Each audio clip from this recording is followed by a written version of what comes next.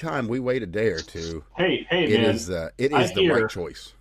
this is the show to watch. Shots are going to be fired. Yeah, or have already been. Although who can say what the week Oh, because you could say what the week's it going to happened. bring. And on that note, I'm hoping that that's only a joke now, because good God, I don't want to be fucking that clairvoyant. fingers crossed. Good God, yes. So yeah, if somehow you don't know what happened over the last days, there was a teacher from Caltech that felt the need to travel to Washington. I would let's hold on. He was not a teacher at Caltech. Okay. He is a teacher who graduated from Caltech. Oh, okay. Well, fine. He wasn't. I I thought he mean, was. Okay. Well, that's fair. That's fair. I haven't got all the just data yet, so do he correct me graduated. if I'm wrong on any of this. He graduated with a master's in computer science, the CS masters. He's a mechanical engineer. His undergrad. Mechanical engineer whose big claim to fame was putting a bit of PVC pipe in the back of a wheelchair to act as a brake.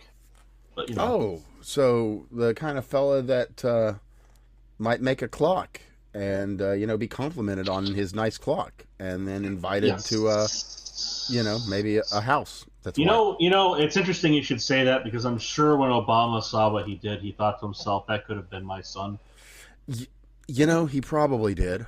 He probably I mean, you took the words right out of my mouth. Actually, you stole them with your Jewish ways, Craig. Look, man, it was your fault for putting it out there. Oh yeah, I know. I should have been wary. I should not have relaxed. Honestly. Exactly. Okay, so real quick though, because the manifesto's out now too, and I'd like to read just a very small portion of it, because it is a manifesto. Not a tranifesto, actually. In this case, he is from California, and he is very California. You missed what I mentioned here. You see, he identifies as trans incarcerated. He was just looking to make himself whole. Well, speaking of the manifesto, actually, I'm not going to read off the whole thing. I'm just going to read a couple of key points. But one of the things he mentioned is that he expects to be in the hospital as of the time of its reading. And, well, he's not. Some fucking Secret Service. Jesus, do these people fucking train with fucking... Oh my fucking holy Christ. How can you miss every shot with like 9 shots? Dude shot one time. This fucking guy, he brought his... Well, Evan, you're just jealous. You see, not everyone can have an entire team of shortstops, all right? Because damn did they take those dives. Brother, I'm telling you. Of all the people, like, look at it was like looking at one of those Scientology deep dives. You know, the ones where they run inside. Oh, by the way, there was another one dropped today. They got even farther. Yes, actually, one of them made it all the way to an exit. Yes, that was what I saw. It was the video of the guy making it to the exit. Anyway. By the by, every one of the Secret Service people dived. Every one of the Secret Service people in that CCTV video, which again, as for some reason, all CCTV videos these days was filmed on a fucking potato. You see 5 or 6 agents diving out of the way instead of into this guy to stop him. And then, after he's like bolted past like he's fucking Naruto, by the way, I shouldn't say that, because he doesn't have his arms behind him. He has his arms in front of him, holding a fucking shotgun. Right? Now, this guy also, per his manifesto, decided to use buckshot instead of slugs because, wall penetration. Yeah, he didn't want over penetration. He was thinking of the other people. I love the way he describes the targets, because it's all fantastical thinking. It's all a fantasy tool. Oh no, it is the most farcical fucking bullshit. This dude is.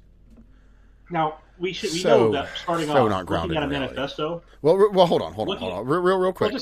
I do want to preface this. Okay. Just to preface it, when you look at a manifesto written by someone who does something like this, the first thing you need to remember before you even go into it is that these people are not well in the head.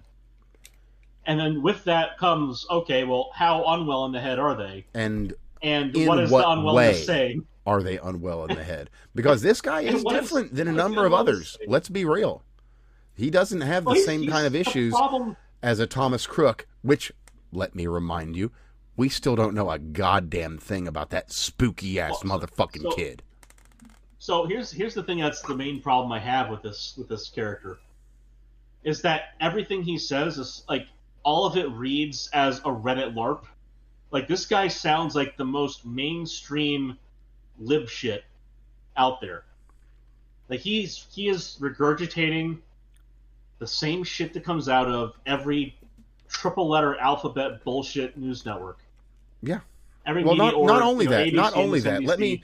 Let me just provide for the world the first line. 2 words. Sure. 2 fucking words. He opens his manifesto of I'm gonna, and well, we don't know his full ideation or what his exact targets were, but it is pretty fucking clear he was after Donnie and whoever else was sitting at that table. Let's be real. Anyway, he opens with 2 words. Hello, everybody. What the fuck are you up to? Hey, motherfucker, guys. You think you're fucking PewDiePie? Fucking XQC in this fucking bitch? You know what I was waiting for when I saw the manifesto? How was your weekend? Right? Hi, chat. Hi, chat. How was your weekend? Fucking this shit is so unreasonable. So, speaking of unreasonable, speaking directly of fucking unreasonable, let me just scroll down. I will be including it, by the way. Mario Nawful actually just put the whole thing out for you.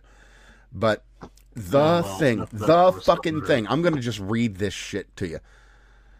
So he does his whole thing, his whole whatever. I'm just going to read you the end of this because it is fucking wild. I don't care what Don Treasy has to say about, oh my guys, doodly-doo, buddly-bum. I'll give you a little bit of context on that in a second, but first, you need this. So, skipping all the bullshit, all the no, not this, not that, not whatever. Like, the one thing, and I'm just reading directly, verbatim from his manifesto. Mm-hmm. Like, the one thing that I immediately noticed walking into the hotel is the sense of arrogance. I walk in with multiple weapons and not a single person there considers the possibility that I could be a threat. The security at the event is all outside, focused on protesters and current arrivals, because apparently no one thought about what happens if someone checks in the day before. Like, this level of incompetence is insane, and I very sincerely hope it's corrected by the time this country gets an actually competent leadership again. Side note, well, don't you worry, Sonny Jim. It's going to get corrected right away instead. Anyway, continuing, like, if I was an Iranian agent instead of an American citizen, I could have brought a damn Ma Deuce in here and no one would have noticed shit. Actually insane. Oh, and if anyone is curious how doing something like this feels, it's awful. I want to throw up. I want to cry for all the things I wanted to do and never will, for all the people whose trust this betrays. I experience rage thinking about everything this administration has done. Fuck you, faggot. Anyway, I can't recommend it. Stay in school, kids. You'll excuse my outburst. But, so this fucking mulatto thinks that he has got his shit the fuck together. And fucking apparently he kind of does. Sprints past the fucking Secret Service like he's fucking, oh my God, what's that kid's name? I fucking totally lost it. Randy Moss. Like he's fucking Randy Moss with the fucking end zone in fucking sight. He's going to get the fucking goal and go and meet Don Treasy with his fucking shotgun himself. So, back just a little bit before this, he went into an empty room in the fucking hotel where he was already booked and staying with his weapons, a pistol, shotgun, numerous knives, so you know. Went into an empty room, reassembled his shotgun, and then just does a fucking Naruto run past the fucking security guards, fucking Secret Service. And they're like, what? What was that? You know, oh, shit! And then they pull their guns and poppity pop, pop, pop, which you can hear in the... You know what kind of dumb fucking bullshit's going to come out of this kind of thing in the future if they don't get this stuff fixed at the ballroom? They're going to make you go through a bunch of fucking scanners just to go into a goddamn hotel. I bet you the TSA is probably going to be happy to start expanding in power out that way. And I say this partly in jest, because they tried to do this with other ground transport, with buses. The TSA wanted to put in TSA lines for bus stops. Believe that. Mm-hmm. This wasn't that long ago either. You know, it was within a decade ago. Like they wanted to do TSA for Greyhound. Yep. Fucking retarded. So, as we were speaking about, actually, before we got to the show, speaking of fucking retards, I had to go and mention my number one most retarded follower, Joe Walsh. You may know him as an ex-politician, if there is anything, if there even is such a thing. That said, he had some dumb shit to say about this, and so, I called him out as one does, when you see your followers acting afoul. But, Anyway, personal beef. Excuse me. We generally don't try and wade into the personal beef waters, but sometimes shit's a little much. Sometimes his wife opens her mouth. Again, come on. we're no, that's absolutely fucking true. And as a matter of fact, no. Above the fray. Above. Calm. Breathe deep. You might walk above, but I'm going to walk the middle road. Okay. All good. Look, all good. We will just remember that my stupidest follower, Joe Walsh, has had another stupid fucking idea. Look. Being above it doesn't mean you can't take your pants down and let a bomb drop, all right? It's enough. There's enough bombs out there already. I'm trying to be a peaceful man, Craig. Man of peace. So, speaking of peaceful men, speaking of fucking peaceful men, also, just one other thing I should mention from said manifesto. He referred to himself directly as friendly federal assassin. Motherfucker! What are you doing? That's friendly, all right. He's Edgar friendly, is he? I fucking guess. So long and short here, we got a mulatto, California. He's some kind of teacher. I can't remember exactly where, and I don't have the information. Yeah, it's KS something or another. I can't remember what the fuck it was. Yeah. So he sent his. And here's the thing: is it very well could even be associated with Caltech, and I could be incorrect about that. I just know it wasn't directly Caltech. Yeah, but he was teaching at something, and he was a teacher. He'd just gotten his degree last year. I don't remember which semester it was, fall or spring. But I saw he hadn't decorated his stole. I guess. And the other thing, because this whole thing, at least everything inside of the press area, was caught on camera. And speaking of the press area, there is some absolutely wild footage. Like there's one dude who's just like, I guess I better finish my dinner, and he is the most unbothered man in the world. Oh, and, God, it's astounding footage. But beyond that, we have some footage of a number of press folks kind of meandering about, saying, "Oh, these bottles are unopened. I think I'll grab one or three." Here's what I have to say about that one, though. Well, who's going to drink them? You might as well take one home or two. When you go to this event and you get your table, you're either comped the bottle or you buy it from the menu. And if I bought myself a fucking $85 bottle of wine at an event that got shot up, afterwards, if I'm sitting there and it's like, we're all clear and we're safe, it's time to get your shit and go home, I'm thinking to myself, I might probably remember to grab the goddamn bottle if I'm not so shook up already, right? Because that stuff does tend to hit later on. So I don't begrudge people acting on autopilot. Especially if you're talking about journoids, they're going to be acting out their autopilot is going to, of course, include, I'm going to take my bottle of wine. I deserve it. I earned it. I paid for it. I deserve it. Say, okay, fine. What I'm waiting for is to hear about whether or not they're upset about it later. I can't believe I took this bottle of wine. And speaking about later, there's something I absolutely have to mention because it's earlier. Much earlier. December 21st, 9:07 p.m. of 2023. Oh, right. An account by the name of Henry Martinez at Henry Ma 795-61893, yes, featuring a Groiper Pepe tweets one thing, never replies to anything else, never does anything else. Sends out the tweet, Cole Allen. Oh, and that's weird. It was weird. Now, speaking of weird, is there something to that? Maybe. There might be. I'm glad we have no idea. But there might also not be.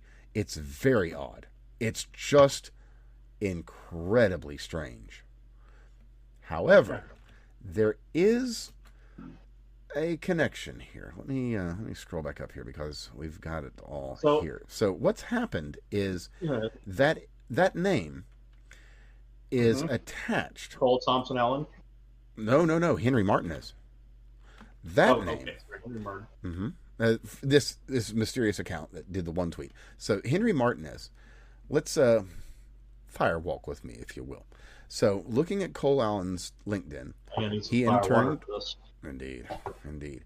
He interned at NASA about 12 years ago in 2014. Are we talking about the person who made the post, or are we talking about Cole Allen, the guy, the shooter? Okay, yeah, he was at NASA JPL in 2014. He entered at JPL. Correct. So and then also that year, NASA published a paper which credited a Henry Martinez as the author.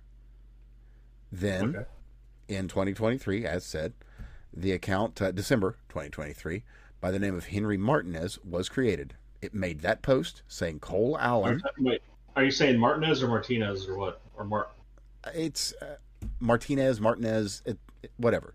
All right. No. I didn't know if you were saying the "as" part. I get it now. Yeah. So, maybe it's him, maybe it's not, don't know.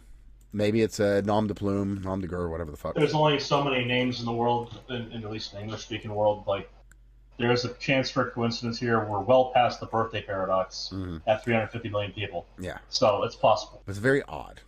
Now, have I got more to give you on that? I actually don't. That's it. That's the whole story. Now, by that same note, there was actually a Henry Martinez that worked there. And hold on. Let me get the copy, because Evan Kilgore put this out, and I will include a link to his tweet. Oh, that guy's a dipshit. He may be or may not be, but he's actually doing good work. I'm not saying he can't be correct. I'm not saying he can't be correct, but he is a dipshit. Yeah, maybe. There's plenty of those, though. Let me not poison the well with my thoughts on him. Right. Well, anyway, he's got an update, and there is legitimately a Henry Martinez, totally different guy, not related, which makes this whole thing even odder. Oh, second note on the Henry Martinez account, the Groyperus account, it has a decided lack of data, to the point that it's a little bit peculiar. You go to look up the account and you look at what's like where it was created or anything. There's nothing. It's odd. There's nothing more to it than that. It's very odd. I wish I had like some sort of grand conspiracy to unravel for you here, or something, but I don't. It's a very odd occurrence, and I don't really have anything more to share with you. And on that very same note, as is so often the case, as soon as these kind of events play out, many of the usual suspects do what they do and clean the slate, wipe off the board. So as of right now, as a matter of fact, as of a day 22 hours ago, basically a day ago, his YouTube channel's gone. That had all of his information that was completely unrelated to any of this. It was like related to him making a game that looks kind of shitty. And it's gone. As is the usual. There's his digital footprint erased. Like fucking fart in the breeze. And again, why? There's no need. It's a fucking game dev YouTube. He's not... Again, just peculiar. I'd love to have an answer as to why this is, or some grand conspiracy I could, again, unravel for you, but I can't. It's just very weird. So anyway, out of Washington, not D.C., the state, we have Representative Glusenkamp, who had something very thoughtful to say. very thoughtful indeed, said this yesterday, and that is, I'll just quote directly, "Please stop trying to murder the president." Thank you, Marie. I appreciate your honesty and your candor at this time. I wish more people of the independent and left-leaning bent could be as reasonable as yourself. It's not that hard, you'd fucking think. But here we are. But here we are.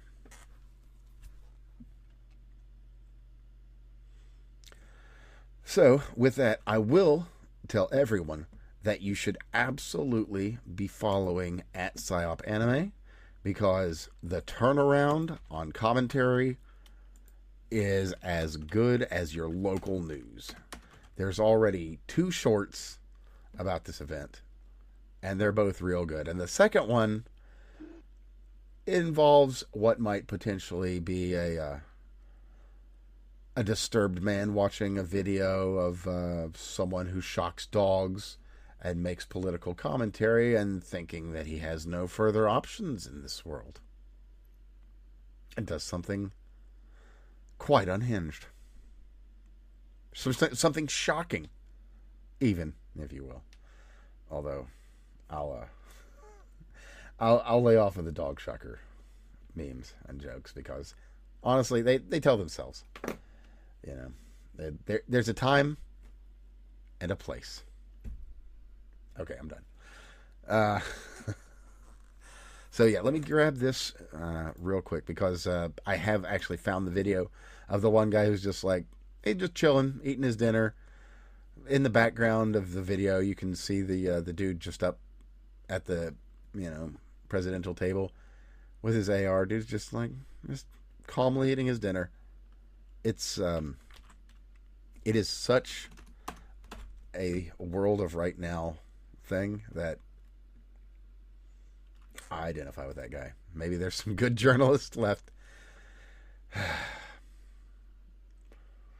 Anyway, so let's move on to a happier topic. How about? And I've got a good one, actually, as a matter of fact.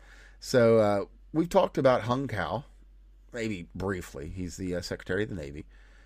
Decent dude. Seems like he's pretty reasonable, pretty responsible. Actually wants to make the Navy proper fighting force. Getting rid of DEI, the garbage, the woke bullshit, all that. Well, I'd like to read a quote from him here. And that was, where was he when he did this interview? I don't have the exact interview. But anyway, I will read directly from him here. When he was being interviewed, he said, and I quote, "They call me a white supremacist, but I have one request for them when they give me my hood. Make sure it's got the little slits and not the circles so I can see better." And to that's a man who is an American citizen. You made it, sir. You made it. You're one of us. Oh, and we might even get our good friend to join us. Of course, right now, just me and Steve. Craig might be me and Craig. Goodness, Steve might be joining us soon. Anyway, since we were talking about JMD there, did you? So there's a actually there's a whole bunch of fun new things coming down the line regarding automobiles. 16-year Avalor. I am ready. Nice. So I was just talking about something that was looked over. I was just listening. In the I don't know if this is in the BBB or is in one of the other recent ones that was just put through. But either way, it was part of the package deal on cars, like the one where they get every car made after, I think this year, needs to have a breathalyzer. And well, it's I think it's going to be part of the was it OBD or whatever port. Yeah, and of course that also it's going to be the breathalyzer override, which I get it. Like having a plug for it makes it easier to mandate someone maintain their sobriety. Rather, so I get like there's it's the fucked up part is it tells you that there's enough of a market requirement for people to have breathalyzer use like a breathalyzer attached to their vehicle, that they want to make it a standardized edition of this interface. And also, there's a lot of people out there drinking and driving when they should not be. Sucks to be them, especially because they decide to make their problem everyone else's problem. So everyone else gets to make their problem again. The downside is that means it's going to be an additional cost to manufacture, but it's not actually going to be that big of a cost, to be fair. The way the interfaces into the vehicle have kind of been there, standardized by most manufacturers for years, like a couple decades almost. It used to be that it was a very specialized piece of equipment, or you couldn't, run a car anymore. I think it's kind of a halfway measure, and it's not addressing the root cause of the problem, which is the alcoholism. But that also, and the blank slateism of it. Well, here's the thing: is requiring there to be a plug that you can plug a breathalyzer in is different from requiring everyone pass a breathalyzer test to drive their car. Because that would be heavy-handed, stupid shit. Having a plug means that if the cop pulls you over, you get fucked by it, and then a judge says, well, we're not going to just rip your livelihood from you. You have to pass a breathalyzer every time you start your car for the next 2 years. Brother, have I got some news for you? Have I got some news for you, Craig? Well, please do. After this year, there's an addendum to that. That is to say, if the car determines that you are, for whatever reason, under whatever... Oh, this is a Ford thing. Yes. Mm-hmm. Keep going. It's not just... It starts with Ford. But, yeah. I think we're going to... Well, they're going to own the patent. Well, anyway. Patents, several. Yeah, keep going. So, and this is as of next year. So, what is required by the law is that the vehicle needs to monitor the driver, and if the driver meets whatever standard, whatever that might be, the vehicle will not allow them to drive. If they appear to be impaired for whatever reason of the impairment, perhaps, they've been stabbed in the leg, maybe they're running from a rapist, maybe they've been shot and have to get to the ER, and their eyes are giant and wide because they're bleeding out, whatever. Maybe it's like, oh, hey, your pupils are really... Now, I've already got the answer that you're going to get. Here's the answer you're going to get. Well, they can just use the onboard service to call for emergency assistance. Well, here's the problem with emergency assistance. When seconds count, they are minutes late. And I will add, the only first responder is you.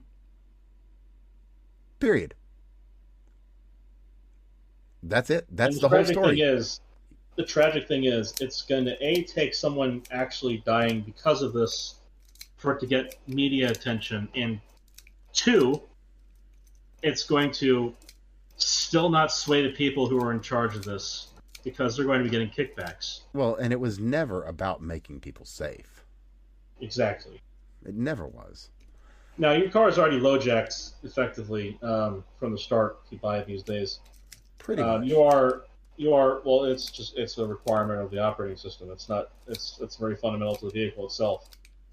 If you buy a car that was made after about 2015, you are by default, by requirement of the vehicle's function, you're bought into a GPS based location system. Now thankfully, mind you, so my car is from 2012. My car's from 2012, 2011 was a 2012 model. That vehicle, my Toyota 4Runner, has GPS built in for its computer to run, etc. That technology still counts as being effectively low-jack. So I have, if I ever had they could find you. I would have, even if they can't turn off your machine.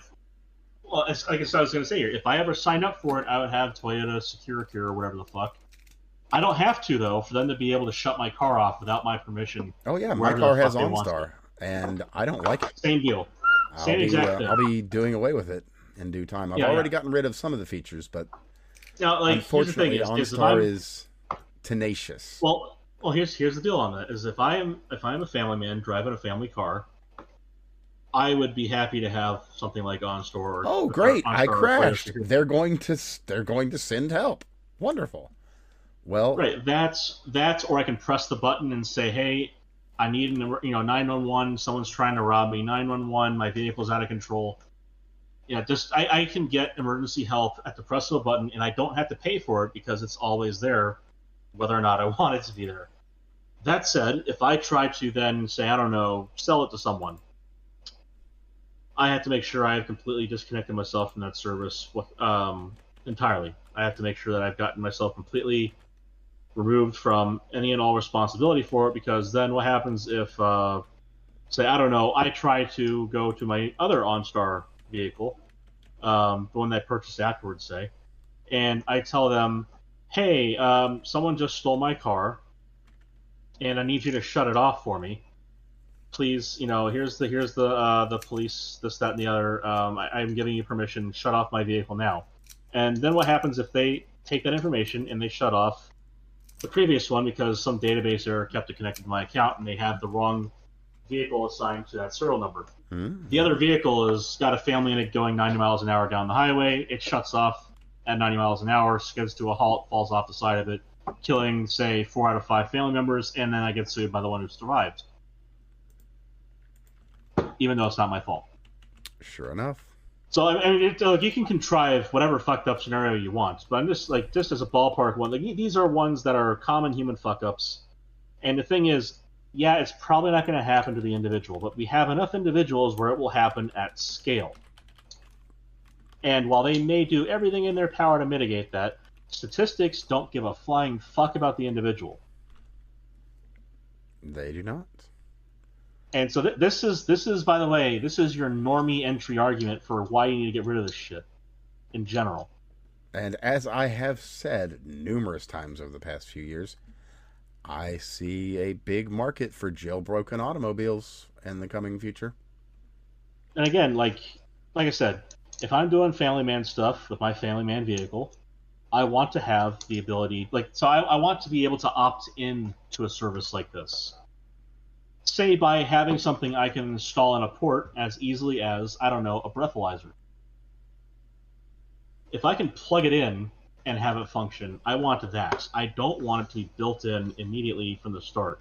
Because then, when I'm done with the vehicle, I can click unplug my device and click plug it into the next vehicle and have it function immediately. And that level of modularity is something that the industry is already upset about or scared of, because that removes their monopoly on the manufacture and sale of such a device. And the funny thing is, a buddy of mine has just got himself a new vehicle. I won't go into details on it. That's his thing. Nice vehicle. His previous vehicle, he had installed. You know that whole the backup camera thing where you get that nice kind of 360 view of everything. You get all different angles of it. You can pick which view you want to use. It's almost like playing a video game to get into and out of a parking spot. He installed his own aftermarket version on his vehicle. And he has done the same thing with his new vehicle. They had just he and his wife had just installed it before they came over to show me the vehicle. And he was trying to talk to me about it, and I called him up and said, "Hey, just come over." So he got to show it to me and everything. And I asked him about it. He said, "Yeah, we just did that before he came over." So he's installed his own aftermarket version again. And I asked him about it before. It's not. Yeah, he was helping me out with my broken hand. He's like, "Yeah, it's not so difficult to put it in and everything." Because I noticed it in the car. I said, "That's really awesome." Well, that's the kind of modularity. That's the kind of market segregation I want with things like getting my car low jacked.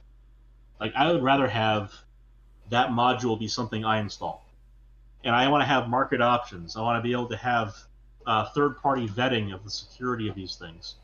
But a manufacturer does not like that because it's outside of their control.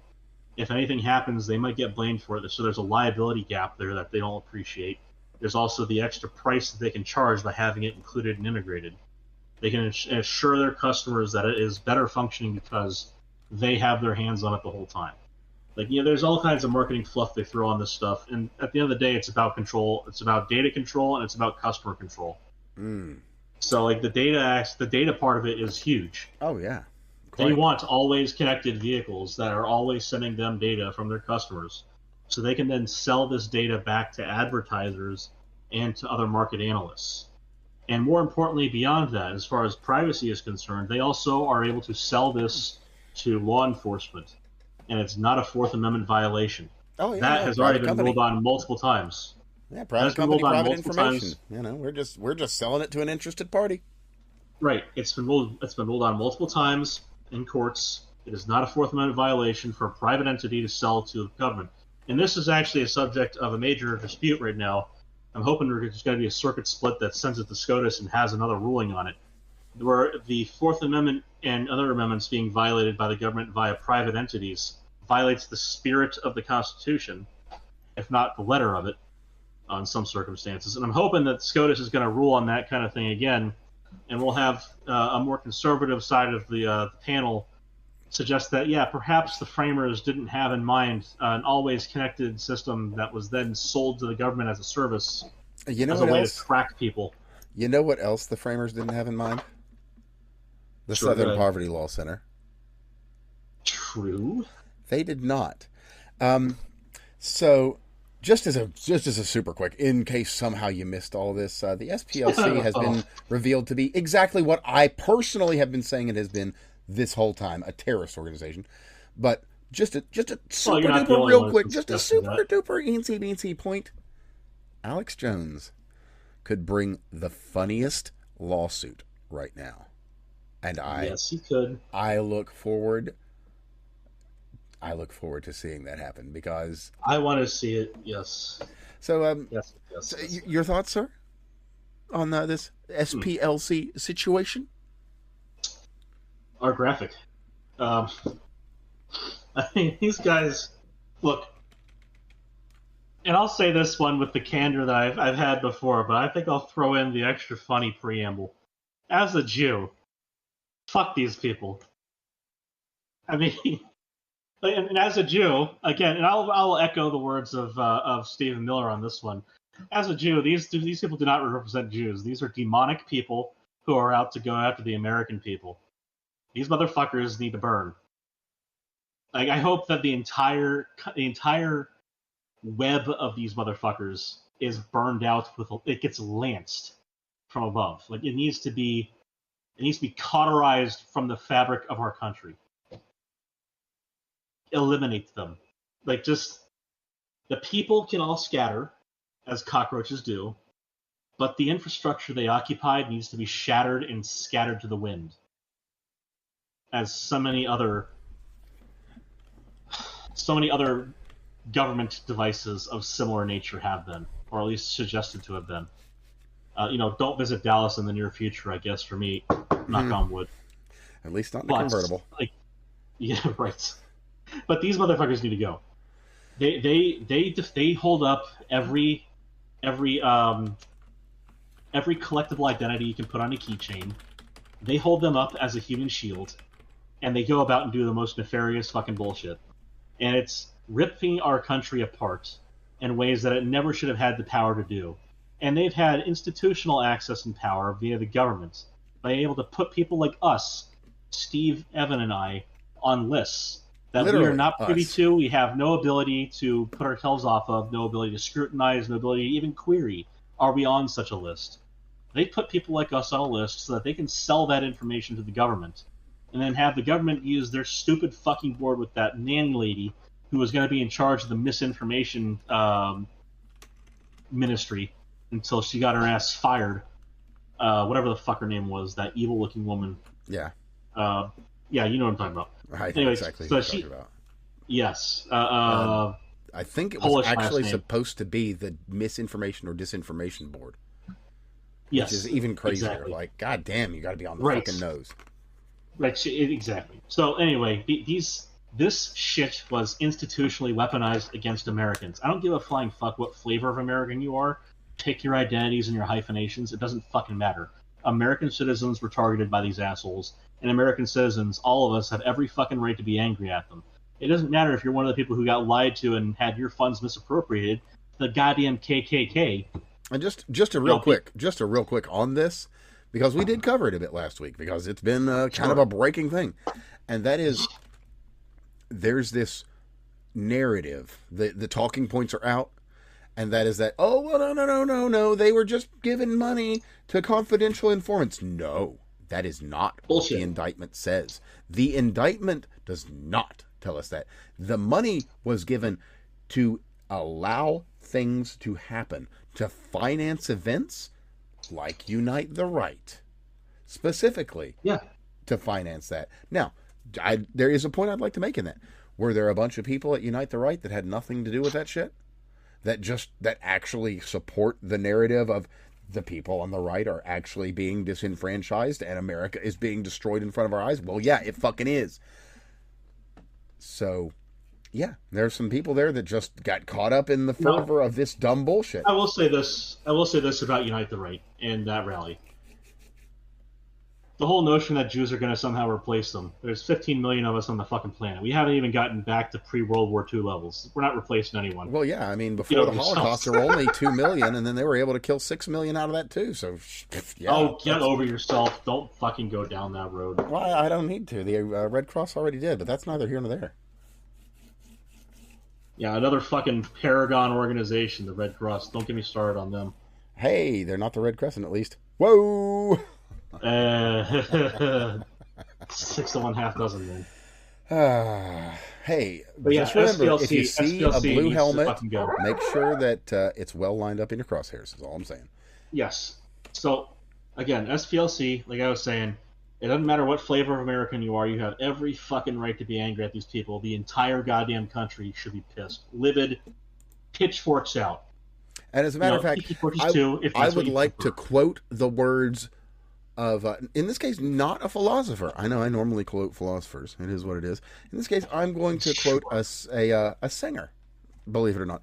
A man by the name of Thurl Ravenscroft. You're probably going to be like, well, who the hell's Thurl Ravenscroft? You'll know in a second. And I think that his descriptive words here apply beautifully to the SPLC, the Southern Poverty Law Center. And that would be, they have all the tender sweetness of a seasick crocodile. Fair? Yeah. Yeah. Now, I would go with I wouldn't want to touch them with a 10.5-foot pole on top of that. No, I would go with Lewis Carroll and the Walrus and the Carpenter. Plenty of options. There's no need to be a clam in the cave, so to speak, here. Well, given the choice between the two, I side with Thurl, Mr. Ravenscroft on this one as well. I also, given the choice between the two, would as well take the seasick crocodile. Right.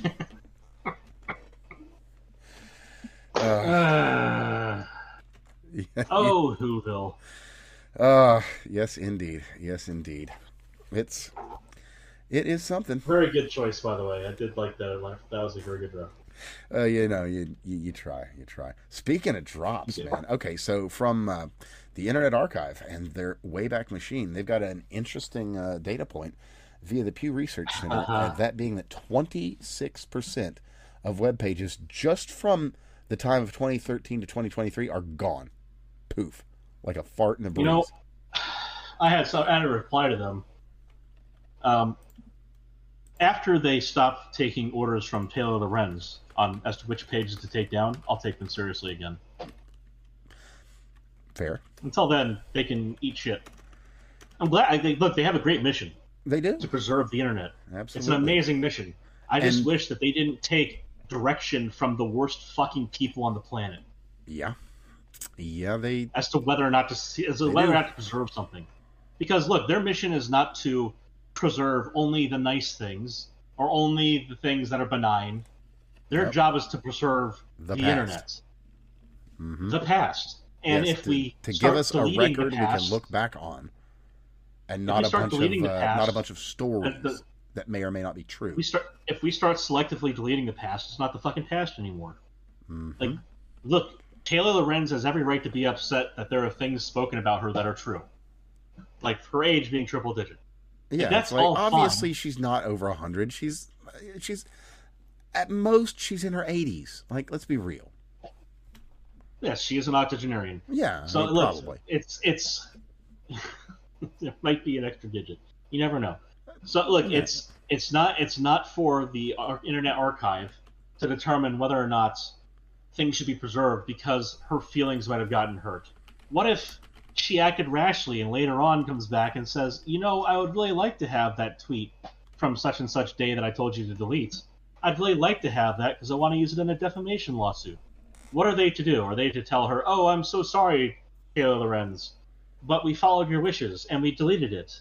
And now, oh, benevolent Taylor Lorenz, please do not sue us for doing what you asked.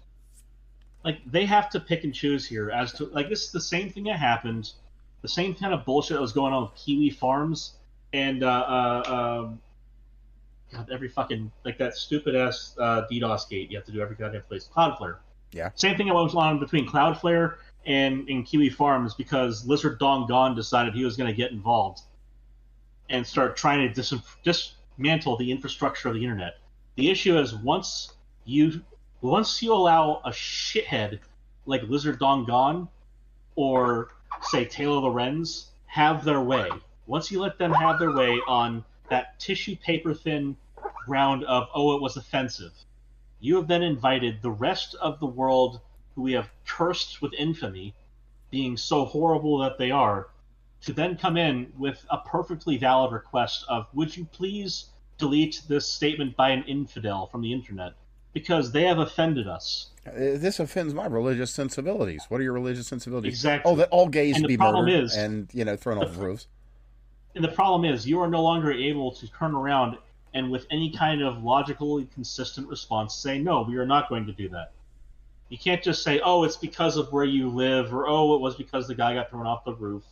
No, you see, you've already boiled it down to the bullshit, the banal bullshit of someone's personal sensibilities, and you now have an entire country full of people with their personal sensibilities being offended.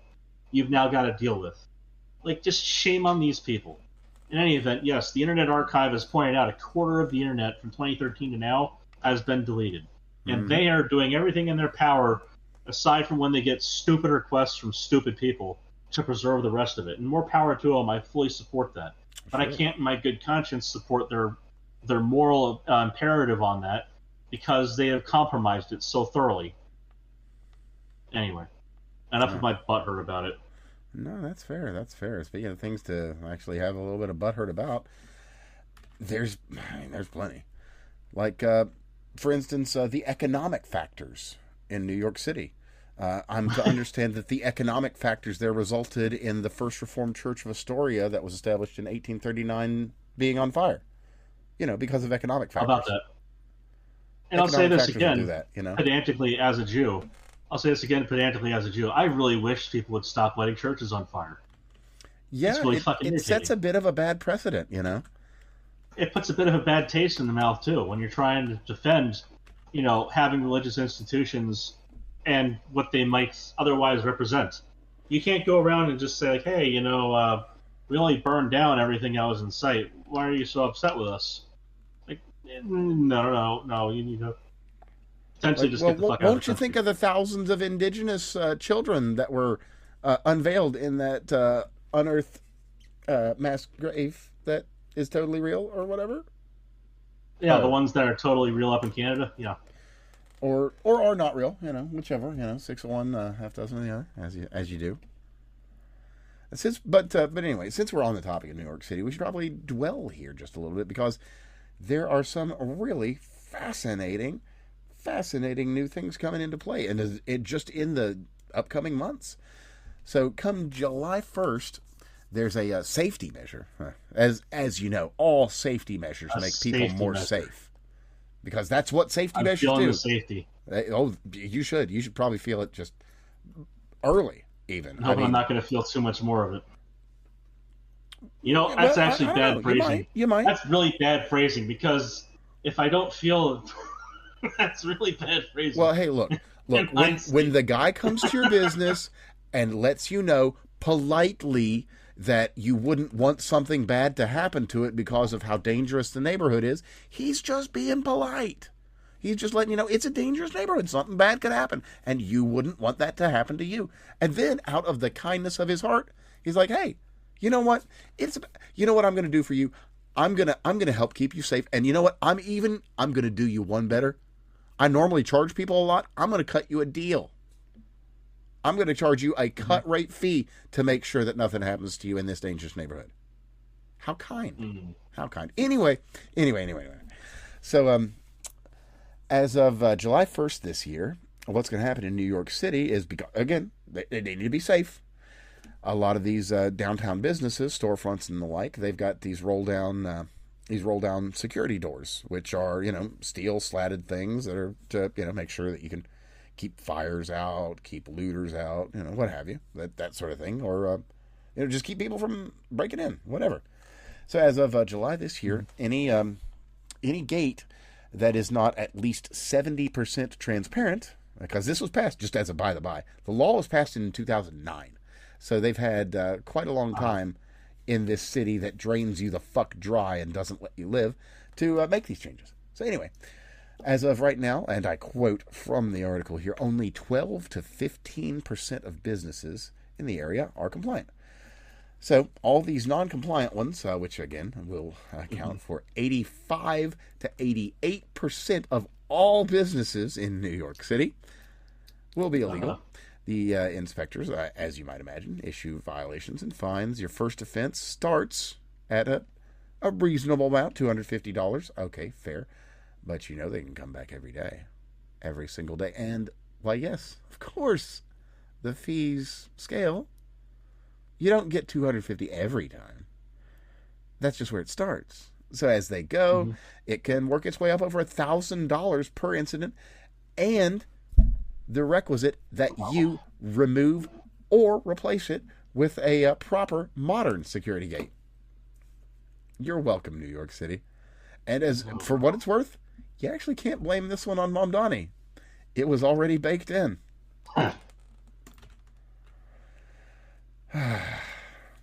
So, the city that never sleeps. In this case, it's because you can never sleep, because you can't close your business, because if you bring down your security gate, it'll be legal. Congratulations. Outstanding. Here's the thing is every so often,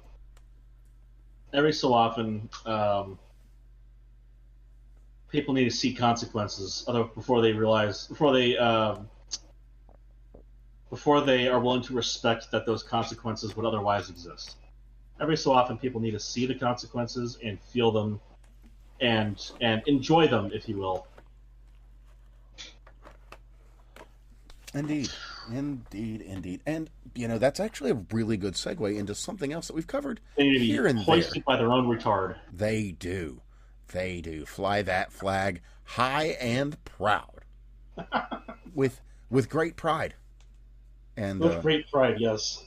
And, of course, one hopes with the same result as the things that living a life with great pride results in.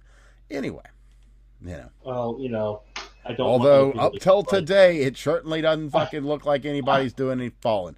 I don't appreciate the idea of spreading pride around like that. That's really kind of gross. Yeah, especially these fucking days. Am I wrong? No. Whew, boy, you really don't need your children to be watching that. Yeah. Anywho, now that I've made that connection for you. Moving on to happier topics. Yeah, so the J6 bomber. So So there's a lady. Is there any progress? Progress? Well, it's something. Something fun has happened recently. Well, there's always something fun happening in the world, but there's a lady by the name of Shawnee Kirkhoff, a name worth remembering, because the CIA doesn't like to release the names of its employees. So remember that. Remember it well. That's where she is likely employed these days. We don't know because, again, they like to keep tight lips. Those guys that, like to hire Cubans to carry rifles in Dallas on summer days. Cough. Anyway, So we got a New York Times story out here that's standing for Shawnee Kirkhoff, the lady with the very mild and peculiar walking pattern due to possibly some sort of leg injury earlier in her life that is fairly recognizable when one is to use gait recognition software, analysis software, that sort of thing.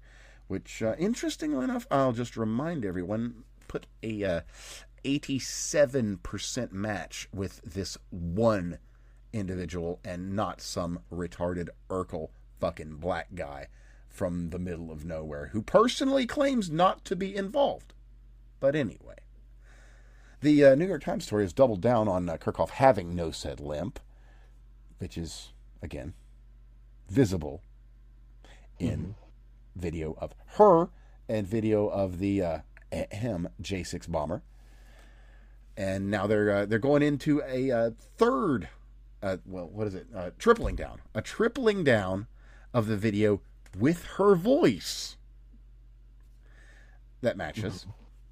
So, And then, of course, the CIA thing, which, you're not going to get anything on that because the CIA is about as tight-lipped as, something that doesn't even have lips. If I'm being real. So she failed a polygraph. Also, note. Let me see here. What else here? What else? Oh, yeah. The Falls Church, Virginia addresses where the FBI had their dudes, their best dudes, and their best equipment. Found nothing. Surprisingly. Despite monitoring the location directly. Very peculiar. But anyway, yeah, but it's totally fucking Steve Urkel. It's totally fucking Steve Urkel and no one else. Yeah. Uh-huh. So that's the story, and we're sticking to it.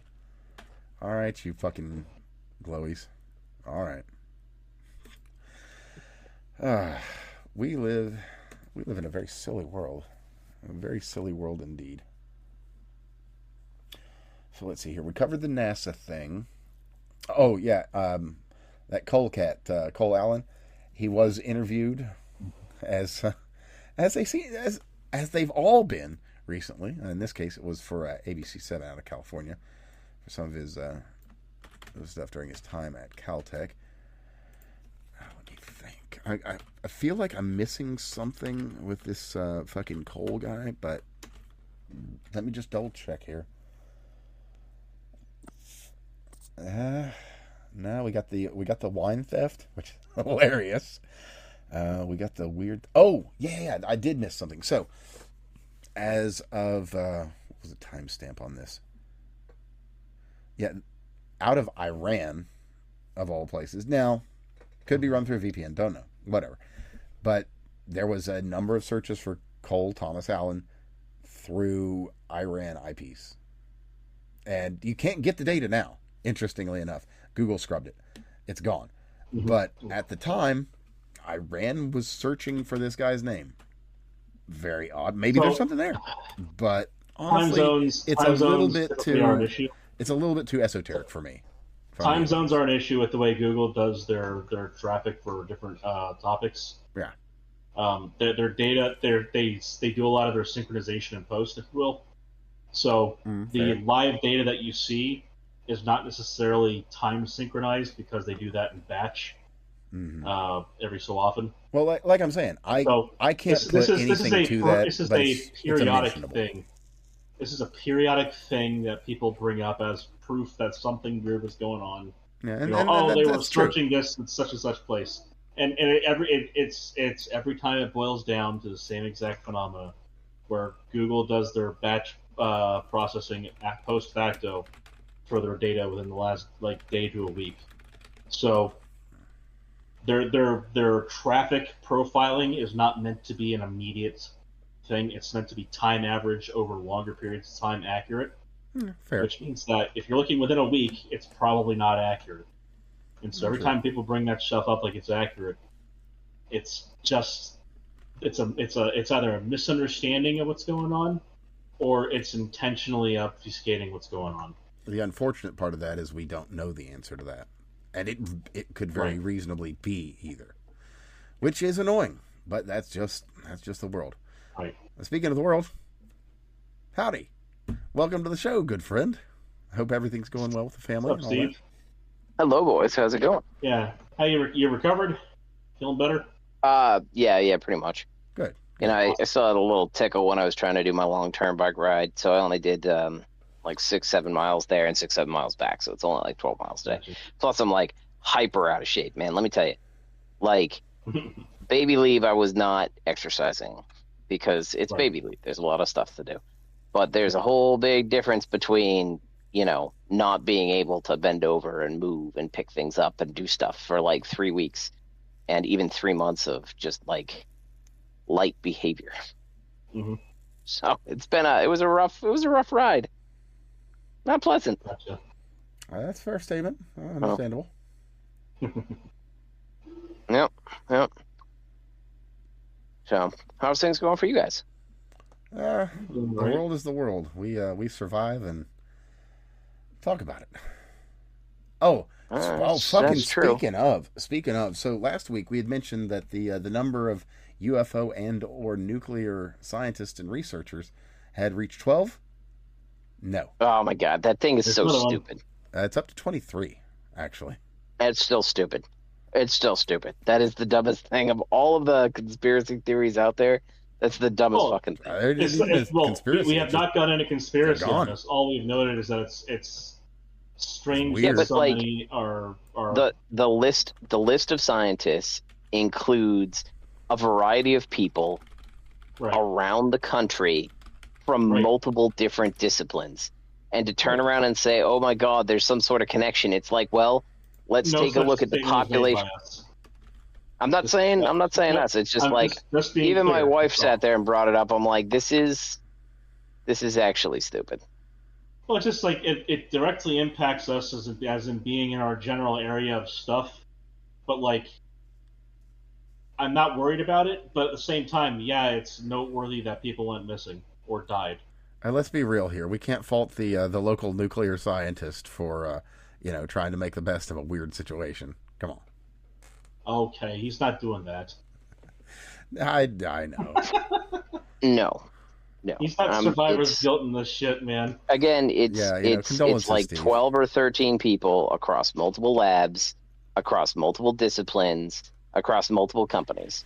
It is so broad and so wide that if you just took a fucking dartboard, you'd probably have that many deaths with that many potential scientists. Well, let's just take one area of the country, say people who drive. We have like 30,000 deaths from car accidents a year. Yep. So that's pretty close. That's close enough to 365. We can just cleave, a couple zeros and drop the 3. That's about 100-fold increase over the, that's about a 1,000-fold increase over the number of people that are gone missing or died. We could probably break down the overall structure of the country into at least 1,000 fields, right? Yep. Say it's probably a little bit less than that. So we can say we've probably reached roughly the average numbers where if all of them died in car accidents, it wouldn't be a coincidence. No. It's just not it's just not in any way statistically meaningful. I looked at that. See, I really want conspiracy theories to be like good, but most of them fucking suck. Well, what's more interesting to me is that it was noteworthy in the first place. Yeah. Well, see, it's the same kind of thing like weird. The Hillary Clinton body count. It's like the Hillary Clinton body count. And I know that like that's a funny meme, but it's the same thing. Yeah. It's like it's like over 40 years these people that have some loose tie to the Clintons in some manner, shape, or form, ranging from like publicists to bodyguard, and obviously some of them are much closer connections, but like they're fucking old. Like the Clintons are fucking old. Like they know they were old. They knew other old people. It's a bunch of fucking boomers. That somebody if a bunch of boomers fucking died twice with a shotgun end in the chest and then hang themselves. I'm not saying all of them. I'm just saying like you get this whole like there's this body count and you're like no, like there's just a statistical thing. What was it? Same thing came up with BP, with the BP oil spill. back in the day, back in like 2010, 2011, the same kind of conspiracy theory bullshit popped up then. And it's like, oh my God, look at all of these BP scientists. And it's like, well, if you sit there and factor in 4 countries, if you have an organization that's got like 100,000 employees or whatever it is, I can't remember what BP has, but it's up there, right? Like 150,000 employees.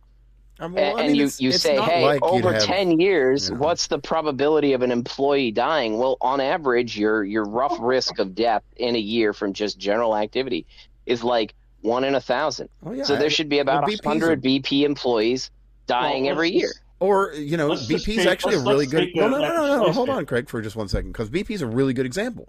Because, you can take that and you can look at the Union Carbide India Limited pesticide plant in Bhopal and the 500,000 people that were affected. That's distinctly different. A little. And the funny thing is, a lot of that ends up coming down to the people and their environment, not so much the Bhopal accident. Well, actually, let's say it's an accident. The Bhopal intentional industrial disaster. Intentional, thank you, yes. Well, the guy did open up the water vent. The guy opened up the water purge into the You're welcome. Whatever the fuck cyanitrile tank. Like if you wanna dig into conspiracy theory type stuff, and I feel bad that I missed the episode last week when I was up in New Hampshire with the wife. And obviously, like, I've got baby stuff that depends on when he goes to bed, and he didn't go to bed till like 10:40 tonight. So you got to do what you got to do, man. Family comes first. Yeah, that's what it is. Family comes first. But like, the SPLC thing, that's a pretty good fucking conspiracy theory. Ironically, people were talking about that being like an actual thing before it ever happened. Right? They finally fucking prosecuted somebody. Congratulations. Granted, it's not an actual public official. Indicted, Steve, not prosecuted. Steve, we're waiting still. Still topical tonight. So by all means, please give your opinions if you would. It's not. I wish I could give more of an opinion. There's not much there, right? We just have the grand jury indictment that was publicly released by the FBI. My short take is, so a month ago I was negative about the Trump administration. I still am. Like, I think he's making a bunch of boneheaded fucking moves. But at the same time, there's a lot of things that I really want to see, and that is prosecutions, right? We have alleged this shit of left-wing organizations for a long time, and there's been evidence. There's lots and lots of fucking evidence. And they finally prosecuted the SPLC, which is great because they're kind of an annoying little group that everybody cites as a thing, and they basically manufacture their data. And we've talked about that multiple times on the show, how they get the numbers that they get, how they get the answers that they get, and they're answers looking for a problem, right? That's really what it is. Is there more to your other complaints about this administration?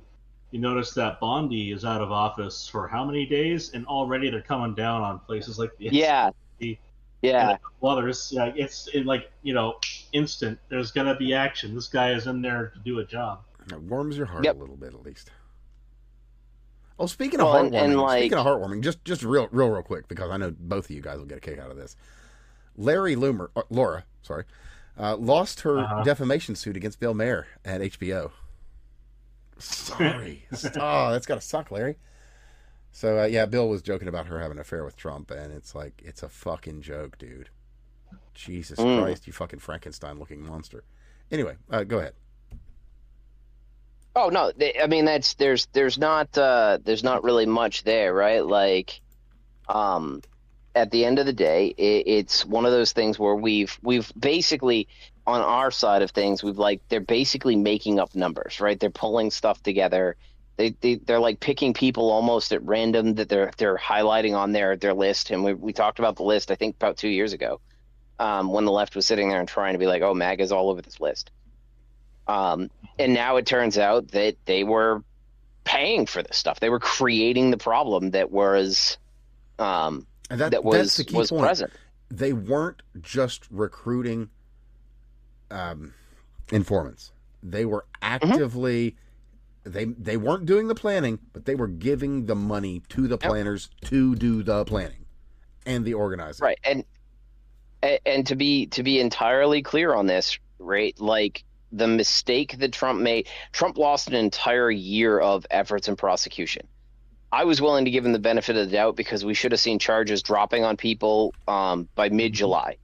And unfortunately, like, we had a whole bunch of people releasing a whole bunch of information. I remember my mother's a hardcore MAGA person. She'd be like, "Didn't you see the release by Tulsi Gabbard about all of the things this guy did?" And I said, "And you know what that means? That means they're not going to fucking prosecute him, right? Like, it does me no fucking good to sit there and see all of the things these people do. If you're going to broadcast that publicly instead of going to trial, it means that you're not going to seek a trial case. You're literally poisoning the well. You make it impossible to prosecute on those charges. That's what was essentially done. So, unless they turned around and started with, "Yep, we can't actually go after the friggin' pardons," and then this is what these people did. This is what we found as evidence of crime. So they aired the dirty laundry. That would have been a fine way to go about it.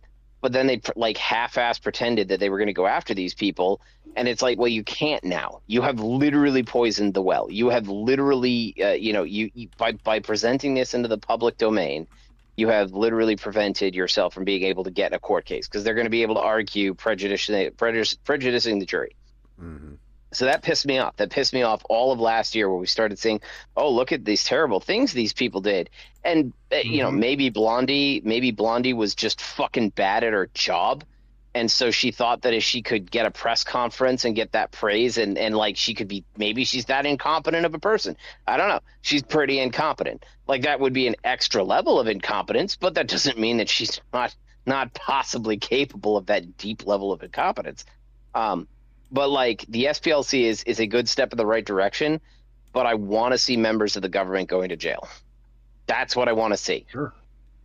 I want to see the members of the previous administration going to jail for the things that we know that they did, actual crimes. I don't want to see novel legal theories like what they used against Trump.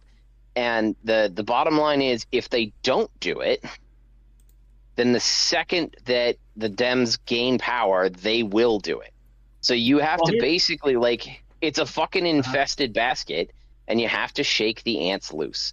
And that's what's going to end up happening. I got one for you then. So, Congress critter, who even the Democrats couldn't fucking defend, indicted. Which one? In what? The one that did the FEMA $5 million, whatever the fuck her name is. Oh, the black lady. So she Not that she one, just the other got one. kicked. Jeez. So and we covered this last week, but Yeah. but she just got kicked out. They indicted her like in November, but she was sticking it out in Congress, and Luna went after her, and she was heading up the ethics committee vote. They were 2 minutes out from convening the meeting to vote on whether or not to expel this dumb bitch, and she resigned at 2 minutes out. Yeah. So instead of voting to kick her out, they read her letter of resignation, and everybody said mean words about her or whatever. Now the thing that needs to happen is they need to go after her again. They should have still get rid of her benefits. Well, and that's the problem, right? Like, they can't kick her out. They can't kick her out if she's already resigned, but that they have to do a separate process to go after her. You can't fire me. I quit. Do you guys do either of you guys watch America Uncovered? Now and then. A good follow, by the way. Do recommend it. So they did an excellent. They did an excellent episode. Sometime in the last week, I think it was. I don't think it was out by the time I got back from New Hampshire, end of the weekend. So it was during this week. But basically, they talked about what the current Democrat strategy and platform is, and what's at least being advocated behind the scenes is to run as a moderate and then rule as a radical, which is kind of what they've done, right? Okay, they've kind of what they've done. But what they're specifically doing is, let's go change the entire structure of government, like do things like make D.C. and Puerto Rico states. Well, that sits there and gives them 4 votes in the Senate and basically obliterates anything else. And then sit there and you got the redistricting votes. That's going on. That's an interesting, like, there's the Republicans kind of started it. Real quick note on that, by the way, because I have got an update. I don't know if you caught it. And if you didn't, here you go. The Virginia redistricting did go through, but Virginia SCOTUS said, "What the fuck are you doing? That's completely unconstitutional." No. I did not see the repeal of it. I saw a lot of people reacting to it. No, it's just repealed, ruled but unconstitutional. there's an injunction. Yeah. So the court has decided that it needs to. So within 7 hours of it going through, the court convened and said, "Hey, no, let's take a look at this." Very much, y'all. What the fuck y'all doing? Come on now. And like I saw people on Dems online sitting there and posting, well, they'd put a list of all the 0 vote states, and it's like, well, this has 28% representation by Democrats in the state, and there's 2 senators or 2 congresspeople. Like, how many votes do you think? You don't have enough districts to have a Democrat majority district, and it's like the math. This is different. Like Illinois is different than this. California is different than that. So they it's are funny specifically. Because, sorry, go ahead. They've been specifically drawing districts that take these hyper blue populations and smear it out so that they eliminate GOP positions. Yeah. Mm-hmm. So the this kind of shit is going to keep on happening. This is going to keep on happening, and this is why we need prosecutions. No, you're absolutely right. Because but here's the funny thing about this is that Florida, DeSantis has started the process now of basically if they're going to gerrymander because Texas had a fairness vote, then Florida's going to gerrymander too. Which I don't appreciate as far like I understand they're going to do it under the guise of fairness and all other fucking bullshit. But like I think it's Schadenfreude, like. It's fucking hilarious that they're doing this to themselves by going so aggressively to try and kick the GOP. But it's also really fucking irritating that now we have people in the GOP. And it's annoying, because there's the meme out there. At least I wasn't racist as you get stabbed by the person who came into the country to kill you. The same kind of thing applies here with, well, at least I was moral about the way I got fucked over. Sure. And yes, you should fight back on their terms. But again, you should also cut off their ability to be nefarious pieces of shit. I think that's the higher road there, is to prevent them from being able to do it in the first place. The hard part, and this is like we talked about this very briefly, but I think a better point for the GOP to take is to basically articulate what is gerrymandering, right? Like, what does a non-gerrymandered state look like? What does a gerrymandered state look like? Because proportionally speaking, if I have 40% representation of one side or the other, and it's intermixed evenly, it doesn't matter how I draw the districts. I'm going to get that. So really the problem is that you have districts you have city centers that are being split out into this. And so you get into the question of like, how do we say it's not gerrymandered? Should we be sitting there and looking at an average radius? Right? Like your district size should be as small as is reasonably achievable to collect as many people as you can per district and have hyper-centralized districts. I mean, there's math around that would actually function effectively to what you're suggesting here. And, it's unbiased and it's very straightforward and it ends up with population centers being the centers of these things. Just shrinking from the outside in. You can get to places where you get this good level of apportionment, and it's unbiased, even if it ends up with biased results because of clustering of cities, whatever. Doesn't matter. Your mathematics may be biased, but it's got to be like the problem that we have with this current system is it's ad hoc. They're going to cry about fairness no matter what because of politics. Right, they're going to cry about fairness no matter what. So if you don't turn around, if you can't articulate a neutral and objective, this is what we think non-gerrymandered districts can be, and the GOP has not articulated that, then the Democrats get away with, no, we can do this too because you're doing it. Well, so the problem with the way that – so there's 2 directions to the argument that you can go with. The problem that I see with going down the road of saying, well, what is a gerrymandered district? We need to find that. Aside from the process getting bogged down around it, which is just the human nature aspect of it, the issue is that in the meantime – the opposite side of it will come through is if you cannot articulate what a gerrymandered district is, you can't say this is gerrymandering, which gives them free reign to do as much unfair bullshit as they wish. And the problem with that is that it's a very quick escalation for tit for tat. And you're going to end up with ridiculous lawfare that's going to leave everyone fucked and both parties enriched, specifically the lawyers. Yep. So it's a major pain in the ass to go down that road without having first an idea of what gerrymandering is, to be able to just stomp them with it a priori as you walk in the courtroom. Right. You can't 100%. You can't go in with an exploratory committee request, because they're just going to bog it down and in the meantime beat you with it. So, and I don't know what the solution is there. If we go back to the America Uncovered thing, like, there is a legitimate portion of the left that wants to rule by fiat. That's what they want to do. They want to pack the Supreme Court. They want to change and start adding states that are blue, and that will fundamentally change the makeup of the country. So, yes, Republicans need to be on the offense, but they can't be on the offense in this wishy-washy, here's what we do. Doing for the majority-minority districts, that would have been actually great. In fact, there's actually a lot of real problems, in structural problems that we have in the country that Republicans could be suing the federal government over, in terms of states and voting laws and rules and regulations. Like, how much of the why is it that we don't see a class action suit from Texas and Arkansas and all these other places going and suing the sanctuary states and sanctuary cities, or talking about the fact that these areas that have high populations of illegal immigrants are getting additional congressional seats, and it's diluting their vote, right? Like, that's absolutely something that's that would be a priority.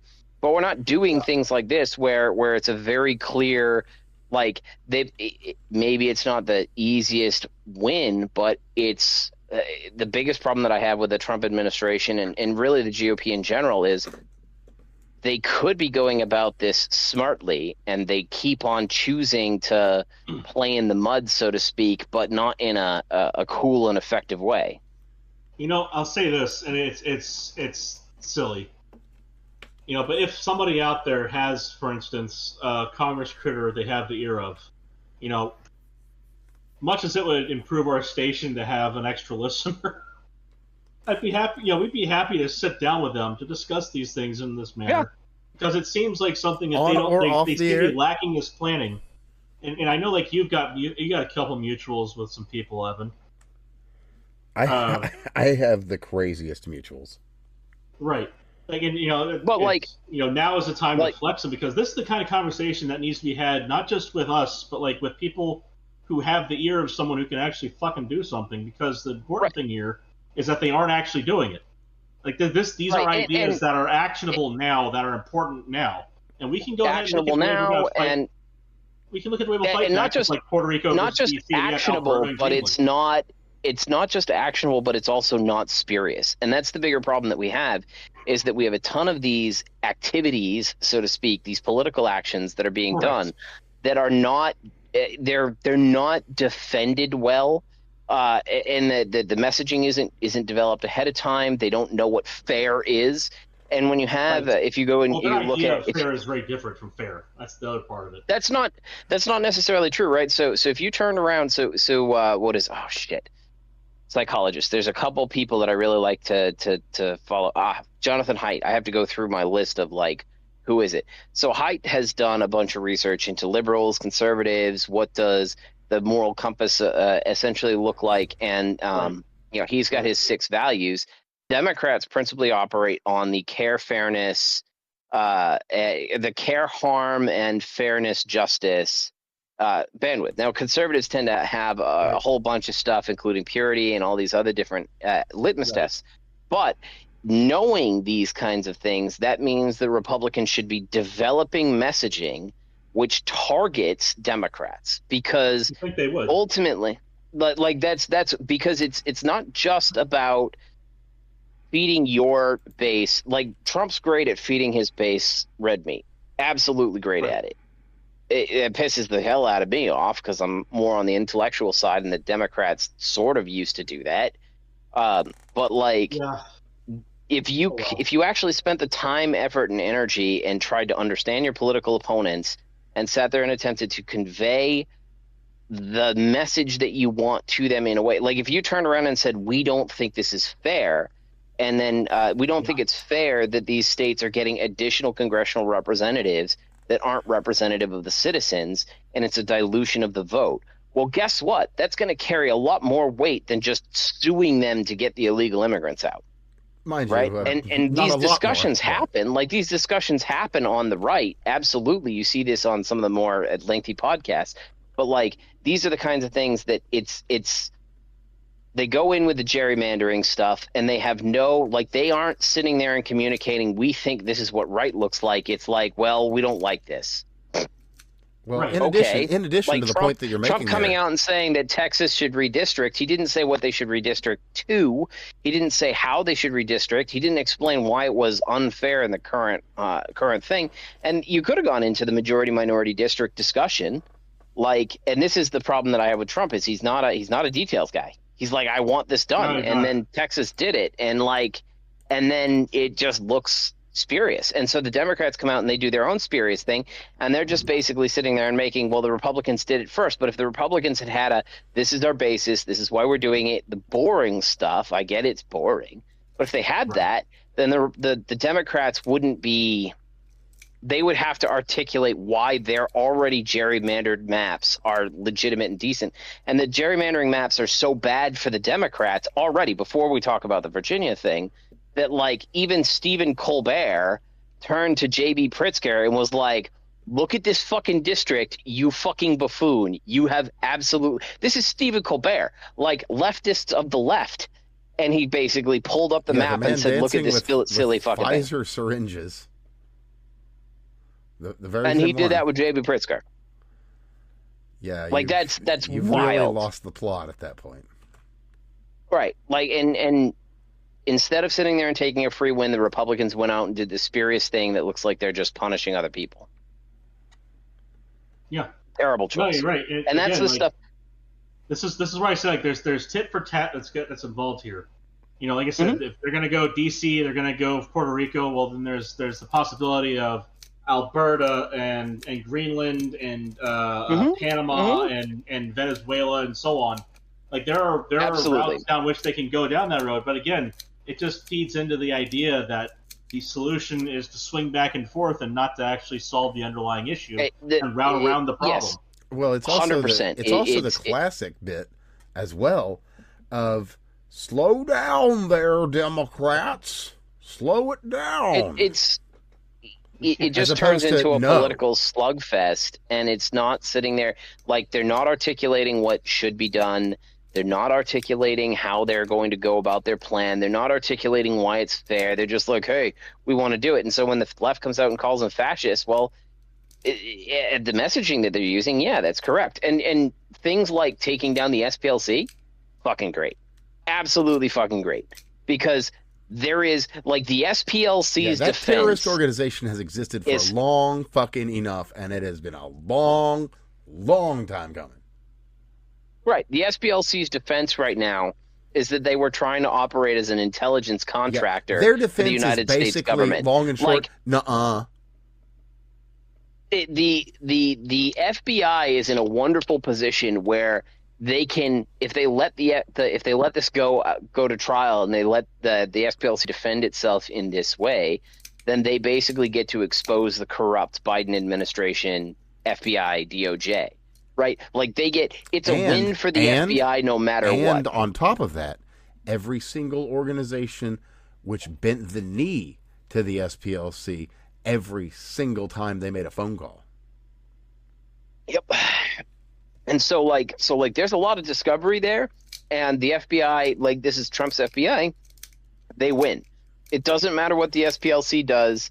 Either the SPLC destroys its credibility, it loses its tax-exempt status. And note, which you may not have caught this one, and it's delicious, and it goes right with it, the NAACP has jumped on board. To the point of, how dare you attack the SPLC? They ain't done nothing wrong. They didn't do nothing. And that's the thing. And right, I would not be averse to seeing the NAACP destroyed. They do nothing for colored people other than make things worse. They don't do anything, but what do you have against Ms. Dolezal? She's wonderful. Well, I mean, she uses my pronouns. She does, actually. She does. God damn it. That's true. That's true. Rachel is a She does use your a pronouns. dark stain on the face of America, shall we say? She uses my pronouns. That's all that matters, right? Like, That's true. She is. I'm gonna get them popularized. That's what's gonna happen. Hey, they're allowed on Twitter now. Believe it or not. Oh my God. Are they really? Yeah. Wow. You guys Yeah. are fucking incorrigible.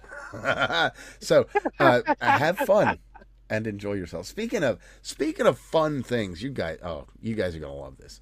So what a Am I? Yes, I probably Okay. maybe probably. I trust you. Well, Let's see if I anyway. will. So from Meghan McCain, dated the 21st of April. Just to be clear, Tucker would have preferred Kamala Harris be president? That's a hell of a statement coming from her. To which a man by the name of Ryan Grimm, maybe familiar with him, maybe not, he's a drop site news guy, he said, it's amazing that Trump can trash Meghan McCain's dads for years, but all it takes to win her over is a war on Iran. Truly her father's daughter. He'd be genuinely proud. Well, you know what, Ryan?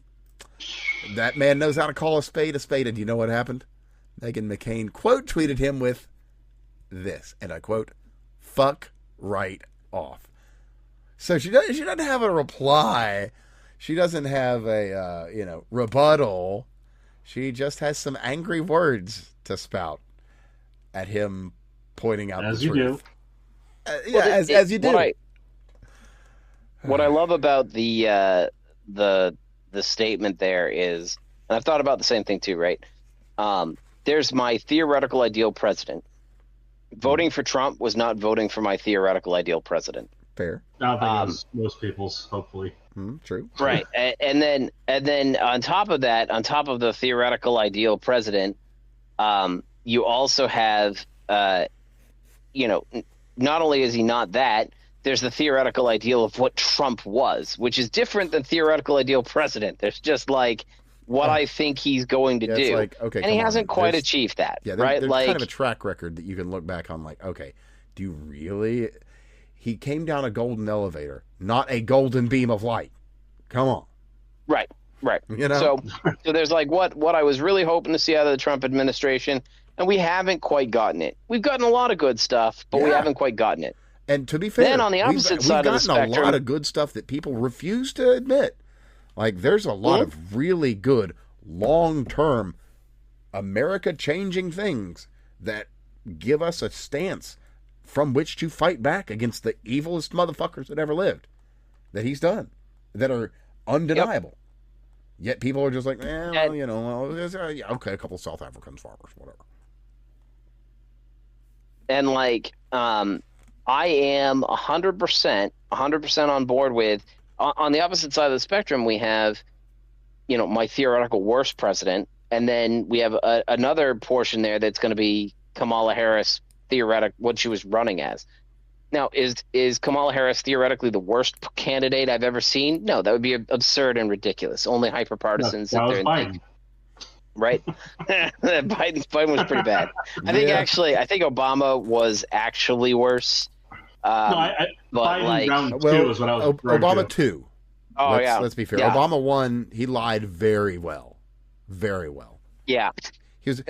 Well, actually, if I'm to quote Joe Biden, he was very well spoken. There's still the thing is that we consider this spectrum of like ideal president, non-ideal president, Trump, Kamala, and where Trump actually is. Has Trump hit what I think he could achieve as running as candidate Trump? No, he's not. He's behind on it, right? Pam Blondie was a huge fuck up. The Epstein files, huge fuck up. There's a lot of fuck ups along the way. But it's a problem in context. Despite the fact that Trump hasn't hit like what I think Trump should have been able to do, there's a huge gap between what Trump is and what Kamala Harris theoretically ran on. And maybe she'd be better. Who knows? Maybe. I just not based on what her platform was. Right. But there's always the chance. We don't know. Yeah. You're right about that. There's always the possibility. There's always a possibility. That is. I accept. There's a possibility I could be wrong. There is a world out there in which she won and she was everything Trump could have hoped to be and better. Yep. That exists. It does indeed. It's the one universe that Doctor Strange saw before he saw the one. Yeah, absolutely. Maybe Kamala Harris comes in and the first thing that she does is do an actual mass deportation campaign, and we were just wildly, I understand the Dems are a big fan of like not doing anything what they say they're going to do, right? Like, or running on a different campaign platform than how they govern. So maybe so like all of Trump, that is right. Maybe she just unsuccessfully pulled the Trump and went, you know what? I'm going to run as a Democrat, and it's going to surprise everyone. And I'm going to win, and I'm going to run. I'm going to run on every Republican policy thereafter successfully. So, so maybe did it like just recently. So, maybe Kamala's actual presidency could have beat where Trump is now. But just despite the fact that I suspect there's probably a pretty big gap between where Kamala actually would end up, to be completely and fair, where if we're to actual listen Trump to ended up. If we're to listen to Hassan Piker and believe him, then there is literally zero difference between a Kamala presidency and a Trump presidency. And as we all know, Mr. Piker is well known for his astute political takes. Speaking of people that I'm surprised don't get arrested. Right. Right, yeah. Everyone knows someone's got to do it. Yeah. What was it about? Make the streets run red with their red capitalist blood, or something like that. Yeah. If you have a problem with Rick Scott, you should. Where is that arrest? That would be a fun arrest. Why don't they go after him? That would be fun. Probably that'd be more fun than any of the. I don't know. Like fucking terrible shit we hear lately. You do have to ask though, with a person who is as multinational as Trump, is it a question of whether or not his dad is going to get involved in Turkey? Like, is that the kind of issue we're having here? Because if that's the kind of issue we're having, I say we go ahead and not give a shit that Turkey's part of NATO. I mean, we've been doing a great job not giving a shit about the rest of NATO. We don't have to give a shit about Turkey. I mean, honestly, what's going on with Turkey? Yeah, they're doing what they do. Hassan Piker's dad, second in command of their second local political party. Oh, okay. All right. He was one of the two co-founders of it. Yeah. It's kind of we shouldn't give a fuck about NATO and Turkey in particular. Like that, guys, I was positing the hypothetical. Like, what is it that's the major hang-up with arresting him for his terroristic threats? And if it has anything to do with the politics across the pond, we shouldn't give a fuck because we're America. You have to. No, and again, right? Like these are things that like I would very much like to see the Trump administration go after, right? Like right. The biggest problem that we have in the United States, the biggest one of all of the problems, actually not just the United States, worldwide, the biggest problem is that we have not been enforcing the law. It's not that we don't have enough laws. We have more than enough laws. We have too many laws enforced to the point where we can't enforce them all. So liberal white women is what you're saying. Got it. Well, yeah, but it doesn't really matter. Like the point is that what we need is the law enforced. Yeah. And so when Hassan Piker alludes to violence against people, he should have the law enforced against him, right? So now to be fair, if I was to play devil's advocate here on his retarded behalf, when you make a threat that's actionable by law, you have to be specific. That's the criteria: specific threats. And so when he says, "Oh, they should all be dead," case in point, Greg. Case in point on what you're talking about here is, so let's say you want the streets to run red with their capitalist blood. You're not calling out an individual capitalist whose blood you want the streets to run red with. Oh, it's not even that. Individuals still count. So let's take Rick Scott, who we want. Well, that's the other point I was going to make. So let's say you get more specific. Go right ahead, Craig. Time, a date, a place. Time, date, and place. Those are the basic three, right? You don't even have to specify with what you would commit the crime. That's enough to get conspiracy to. Won't someone rid me of this priest, as it were? Right. So, thank you, Pope John. So, like, he hasn't been specific about a time, date, and place. And then, of course, he always eventually comes back to, oh, yeah, in Minecraft. I forgot, in Minecraft. You know, this extra bullshit layer he throws on there to try and explicate. Right, but that wouldn't fly in an actual court. Oh, no. Absolutely not. But again, like... Right, he that wouldn't fly... Again... Like I am 100% in favor of if they turned around and they implemented whatever the fuck they want to implement. You know, well, I would call out if they just prosecuted him. He can say whatever he wants. He can defend it in a court of law. But you know what? He'd squeal like a little fucking piggy the second they put any sort of pressure to him. I think you're right, but I think the one to go after him for would probably be his very much material support, and I would claim it by an in-kind contribution here. His very much material support of literal designated listed foreign terrorists.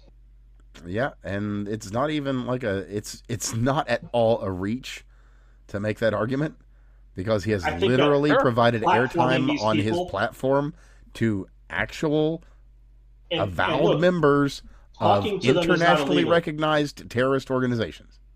And again, I get it. Talking to a terrorist is not illegal, but when you're platforming them and promoting them, and you're doing so from a platform that you yourself finance, and it is your operational costs, and you're giving them that time. Yeah, and you're doing it from the heart of your content production factory, which you refuse, again, to share with your compatriots. The people's mansion of Hassan, People's Mansion. Mm-hmm. Yeah. Again, all of these, you know, I know that we're getting wrapped around Hassan, but the point is that there's a lot of actual prosecutions that they need to do. Oh yeah, no, and they need to do it because the Democrats are going to come after the Republicans hard, and if you don't get the bad actors now, right? Like the people who are screaming the loudest right now are the bad actors. You got folks like Fetterman. Right? He's really sane. I'd probably disagree with him on a lot of shit. But you know, I don't think that he's a bad guy. Look at after the shooting. There were two total incredibly cogent statements by Democrats. One of them was from what the hell's her name, saying, "Please don't shoot our president." Yeah, shared that and one. The other one was from Fetterman, saying, basically, again, please don't shoot our president. Also, you know, this is incredibly unproductive. I wish this wasn't the way the country was headed. Just real quick, I have to say this because it is exactly the most perfect time to say it. And I will quote, because it was from the White House Correspondents' Dinner before this bullshit went down, by one James Kimmel. Our First Lady is here. Mrs. Trump. You have a glow like an expectant widow. You motherfucker. God damn, what a hateable fucking piece of shit. You know, it's funny. So, of the many people who called out that poor kid in the MAGA hat as having a very punchable face, Jimmy Kimmel has a very much punchable spine because it's jelly. It'd be like a punching bag. It would. His spine jiggles more than the end section of the Man Show, which he hosted. I'll say the guy sits on a dildo to sit up straight. Yeah, if he didn't have a stick up his ass, he'd be folded in half. Absolutely would. Yeah. Anyway, speaking of Jimothy, continue. Well, honestly, actually, I think a point has been well made there, and I wanted to actually talk with Steve about something real quick here, and that is as a new father, and I noticed that he's. I noticed your playtime there, friend. I noticed that you've been playing Dead Space 2, or otherwise known as Pragmata. Pragmata? Yes. How'd you know my playtime? We're on Discord, brother. Oh, it's probably on fucking. Yeah, it's on Discord. I was probably playing that because I didn't know you guys were running Monday. I was probably playing that on Monday. But yeah, actually, it was a really good game. Yeah, no, it was is. a good game. Awesome. It's just a Like, it'll definitely make you have a feels, but at the same time, like these people, like I want to be a dad. I'm sure that's all just social media clout bullshit. Oh, of course. It's a good game. Like it's emotional characters. Capcom put out a banger. And by a good game, I mean like the systems were tight. They did what they needed to do. It was very engaging. You really need to play with a controller. God damn it. See, really need to do it. I keep hearing that, and it just keeps putting me off. But it's yeah, you really need it. Really needs to be a controller. God damn. Yeah, because it like you can play it. Like I played it on my PC, but I ended up after I was mouse and keyboarding for a little while, and I very quickly was like, okay, time to give up. Yeah, all right, fine. Time to switch to a controller, just because it's so complex. Their combat is very, very complex. It's very fast paced. The mouse and keyboard is just not conducive to doing it. Huh. Noted.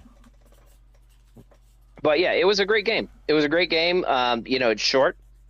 You can find it on sale from I got the deluxe edition from Green Man Gaming. I think it was $50, so I didn't even have to pay a sticker for the new game. It was well done. There's definitely you will feel something for the little android character thing. I understand she is incredibly wholesome. What's that? I understand that she is incredibly wholesome. Yeah. It's really they did a great job of. There's I'm not going to say that there's no notes. I could probably have tuned the dialogue a little bit. But it's very few notes, and it's minor quibbles. Some stuff is just too sore of a light shine on it. But yeah, she is everything is tied in. It's a cohesive story. The reasoning for everything is already in place. It's just very well done. There's for an initial IP, obviously they're going for a smaller scale because it's kind of a let's see if this sells. I really hope that they do a second one in some way, shape, or form, and they expand on the lore of that universe a little bit. Well, it looks like the game is doing absolute gangbusters, so odds are really good. It was a great game. Note to that too, as well. In the next 2 months, we're expecting Hogwarts 2, and as you might imagine, with that expectation, there is another attached expectation. All the usual suspects will be whining and crying and having the word. Already, yes. But once that thing drops, they're going to be going out there "Don't you dare play that! Don't you dare play that game!" The wailing, the gnashing of teeth, all of it. It's all already started. They're sharpening their incisors as we speak. And on that note, one of the things that I kind of expected to hear this from, especially with everything we're seeing, and you'll get where I'm going with this in a moment, is that the Paramount Warner Brothers deal sealed. Skydance is it. It's Paramount. Warner Brothers, Paramount, not Netflix. It's done. Done. Shareholders have voted. Really? The money is now changing hands. Paramount joins Warner Brothers. Okay. Interesting. Or Warner Brothers joins Paramount, I think is what you're thinking to say. They joined the Skydance Studios, which is actually Paramount and a couple of other properties. But all the Redstone properties. But that's a pretty big deal.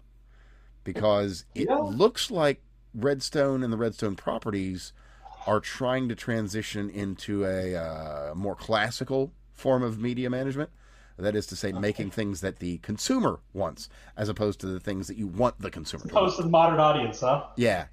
The audience that never managed to the one that doesn't exist. Yeah. To be fair, Paramount has already tested the waters with this, right? We have we can sit there and criticize them for I can't remember what the guy's name is, but his version of Star Trek, whatever the fucking abortion that is. Kurtzman Trek, yeah. Kurtzman Trek is terrible. It really is. It doesn't get the point of Star Trek at all. It's this is the problem that progressives have. They're well, it's got progressive themes. Yeah, theme is different than a fucking storyline. right? Like a theme is different than people needing reading glasses But 900 Kirk years kissed from a now. black girl. Captain Yeah. Kirk kissed a black girl, dog. Oh my god. Oh. Despite all of that, despite Kurtzman Trek being Kurtzman Trek, Paramount also sat there and funded Landman, which is the fucking opposite of anything resembling woke, and that did fucking gangbusters. That it did. So you can 100% bet that they have looked at those numbers, right? They are absolutely A/B tested. All studios right now, all studios are A/B testing wokeness versus traditional storylines, and right now, traditional storylines are winning. Not just winning, they're able to winning big. They're bringing people back to a medium that they function on a fraction of the budget. They don't require as much budget. They don't require, like, the writing teams tend to be smaller. They generate more money, or at least the same amount of money as these huge budget ones. They're just lower cost production. Yeah. And they're doing great. Yes, they are. It's quite a thing to see. Quite a thing to see. So, like, and this year has been great for video games. Video games, we're seeing that. You got, I haven't played it yet, but I intend to buy at the next Steam sale Mugenics. I'm hearing nothing. That's on my to get list. Yeah, same. Crazy enough about Mugenics. I'm hearing nothing but good things from both sides. That's wild. Really? Oh yeah, like people that hate me think the game's great. Really? And people that completely agree with me think the game's great. So yeah, fucking. It's on my to-do list of things to get. I was pretty psyched when we had.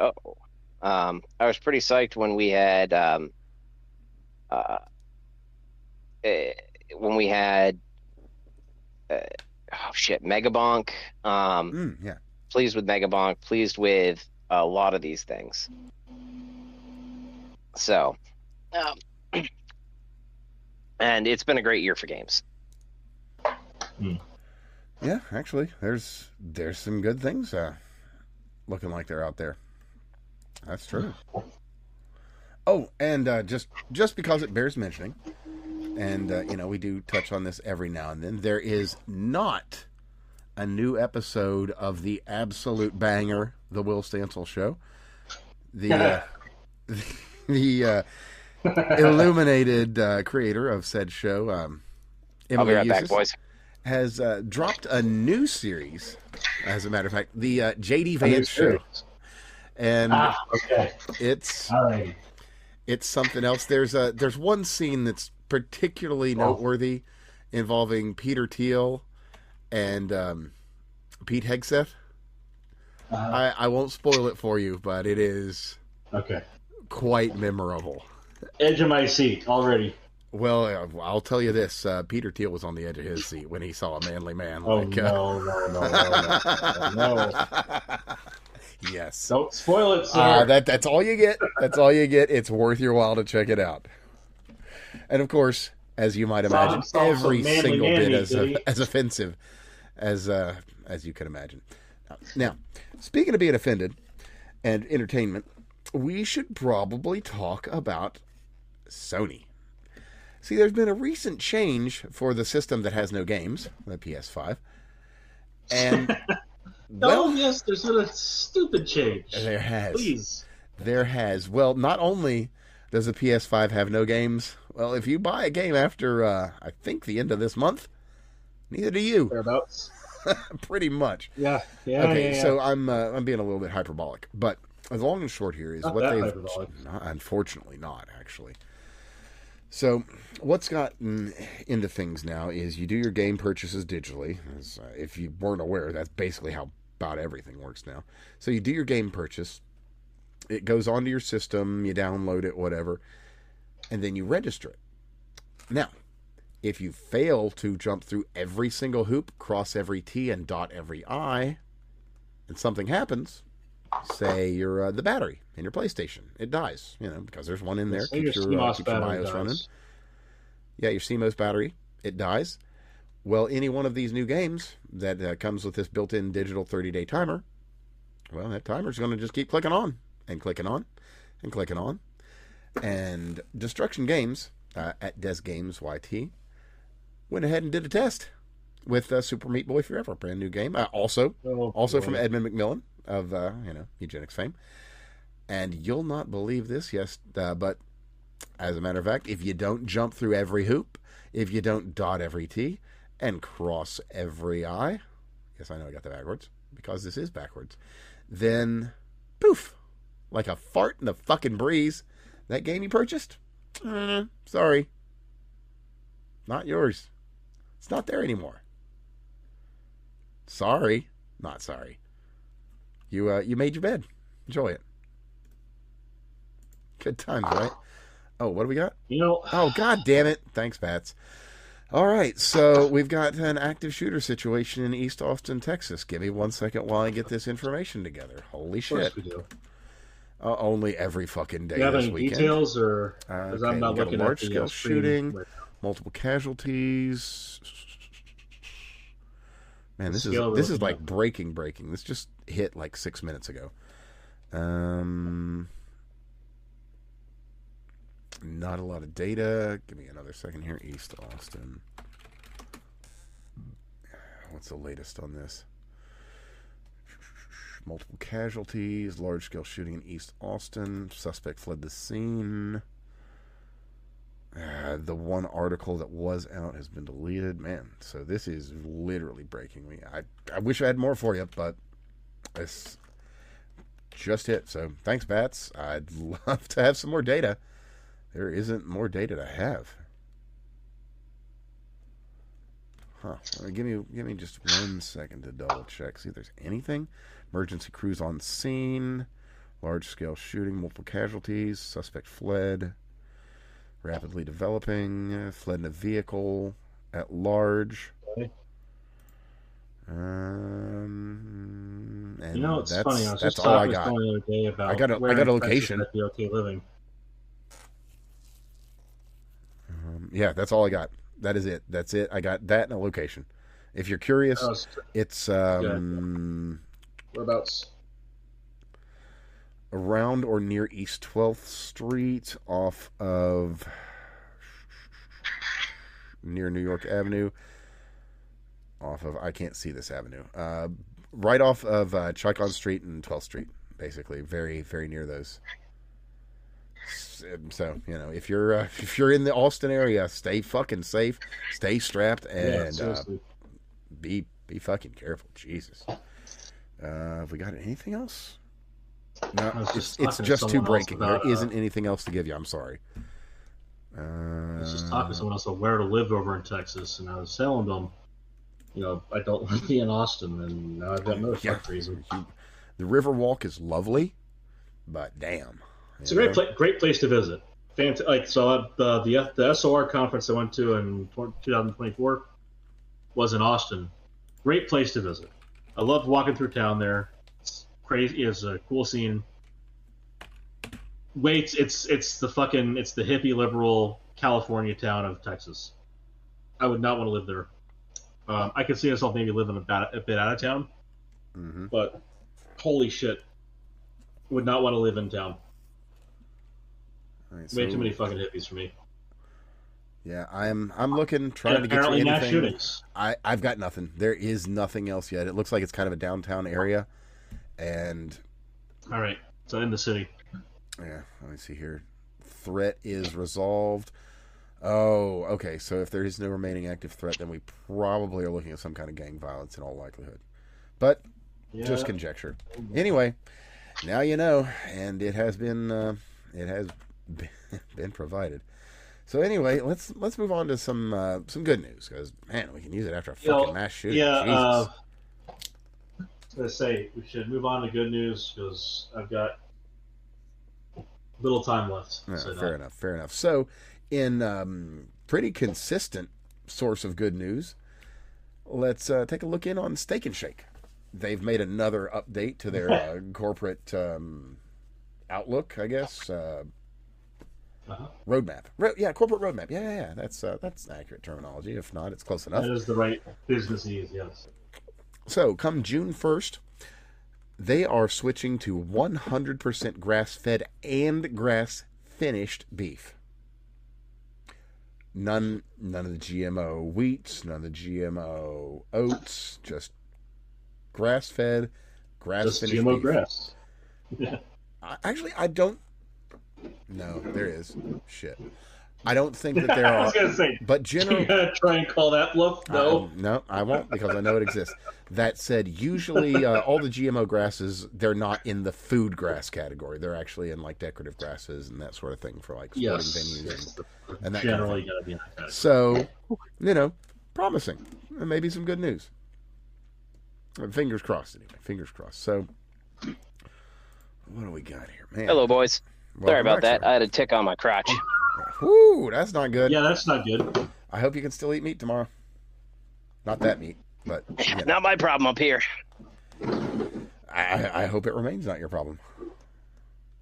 Yeah. As long as it wasn't a Lone Star, you're good to go. Yeah. I'll probably just get of course, I'll have to contact my doctor, get a course of antibiotics for whatever, but not necessarily a bad idea. Doesn't hurt to. Yeah, well, better hit it early. Yeah. Oh, just another quick update on Cole Allen of Torrance, California. Mr. Allen, the teacher's aide. Or teacher? Well, fucking whatever. It doesn't is matter. that the one who tried to shoot up the White House Correspondents' Dinner? Yeah, that would be the one. Yeah, the runner. Cole Thompson Allen. Anyway, it turns out that he threw a little bit of money towards old K-Dog in the last election. Not a lot. Say. Only $25. Unexpected, right? But yeah, he did actually throw some money. I'm sorry. Let's repeat that large denomination again. What was that? $25. Oh, okay. American. Just want to make sure I got that right. Okay. Yeah, you did catch that incorrectly. Okay. All right, Well, let me see. that was one thing that was my wife was sitting there telling me about that, and somehow none of my Twitter feed showed it. All of my Twitter feed was obsessed with a red button, blue button debate. I believe that. I mean, there's an artist that I'm mutuals with. That's a funny one. That he honestly hadn't even heard about this shit until earlier in the day. And he's like, 6 hours ago. So as of 6:30 p.m. Eastern Standard Time, he found out about this shit. And the craziest part is I sent out this tweet with what the actual fuck in relation to the Henry Martinez tweet saying Cole Allen from 3 years ago. And he's like, oh, that's weird. Mm-hmm. Like, oh yeah, that is weird. And he's like, yeah, that's crazy, man. Some Exile stuff. And he's like, and then I will read to you his reply to me after that. I didn't even know till I saw that and researched it that someone shot up the White House. Shit, I'm out of the loop these last 2 weeks. Yeah. That's... Is that the guy who's like, you have him doing shorts and editing the episodes and stuff? No. That's an artist guy. That's I'm going to probably have help me out with the RPG. Yeah, I don't know. Like, I it's very strange to me because it sounds like there was. First off, I saw a post that I think is very relevant, which is we had too high of a concentration of the succession of government in one location. Fair. Point number one, which seems to be correct, and two, the entirety of their security plan was metal detectors. Yeah. Kind of. Well, you've seen how effective that is now, I guess. Yep. Thanks, boys. We got that one covered. Yeah. Sure. Glad we can take that. We can tick that box. That data point is well received. Yep. Oh, speaking of data points, there was a very there was a very tweet that was made just the other day by Red Pill Marxism. Cough. All right. Showing the Benjamin Button scene of I think it's Benjamin Button of whatever of Leo there waking up and like, oh hey, I'm back in the past. The world hasn't ended and all this shit's normal. Stating, Americans realizing Marx was right about everything.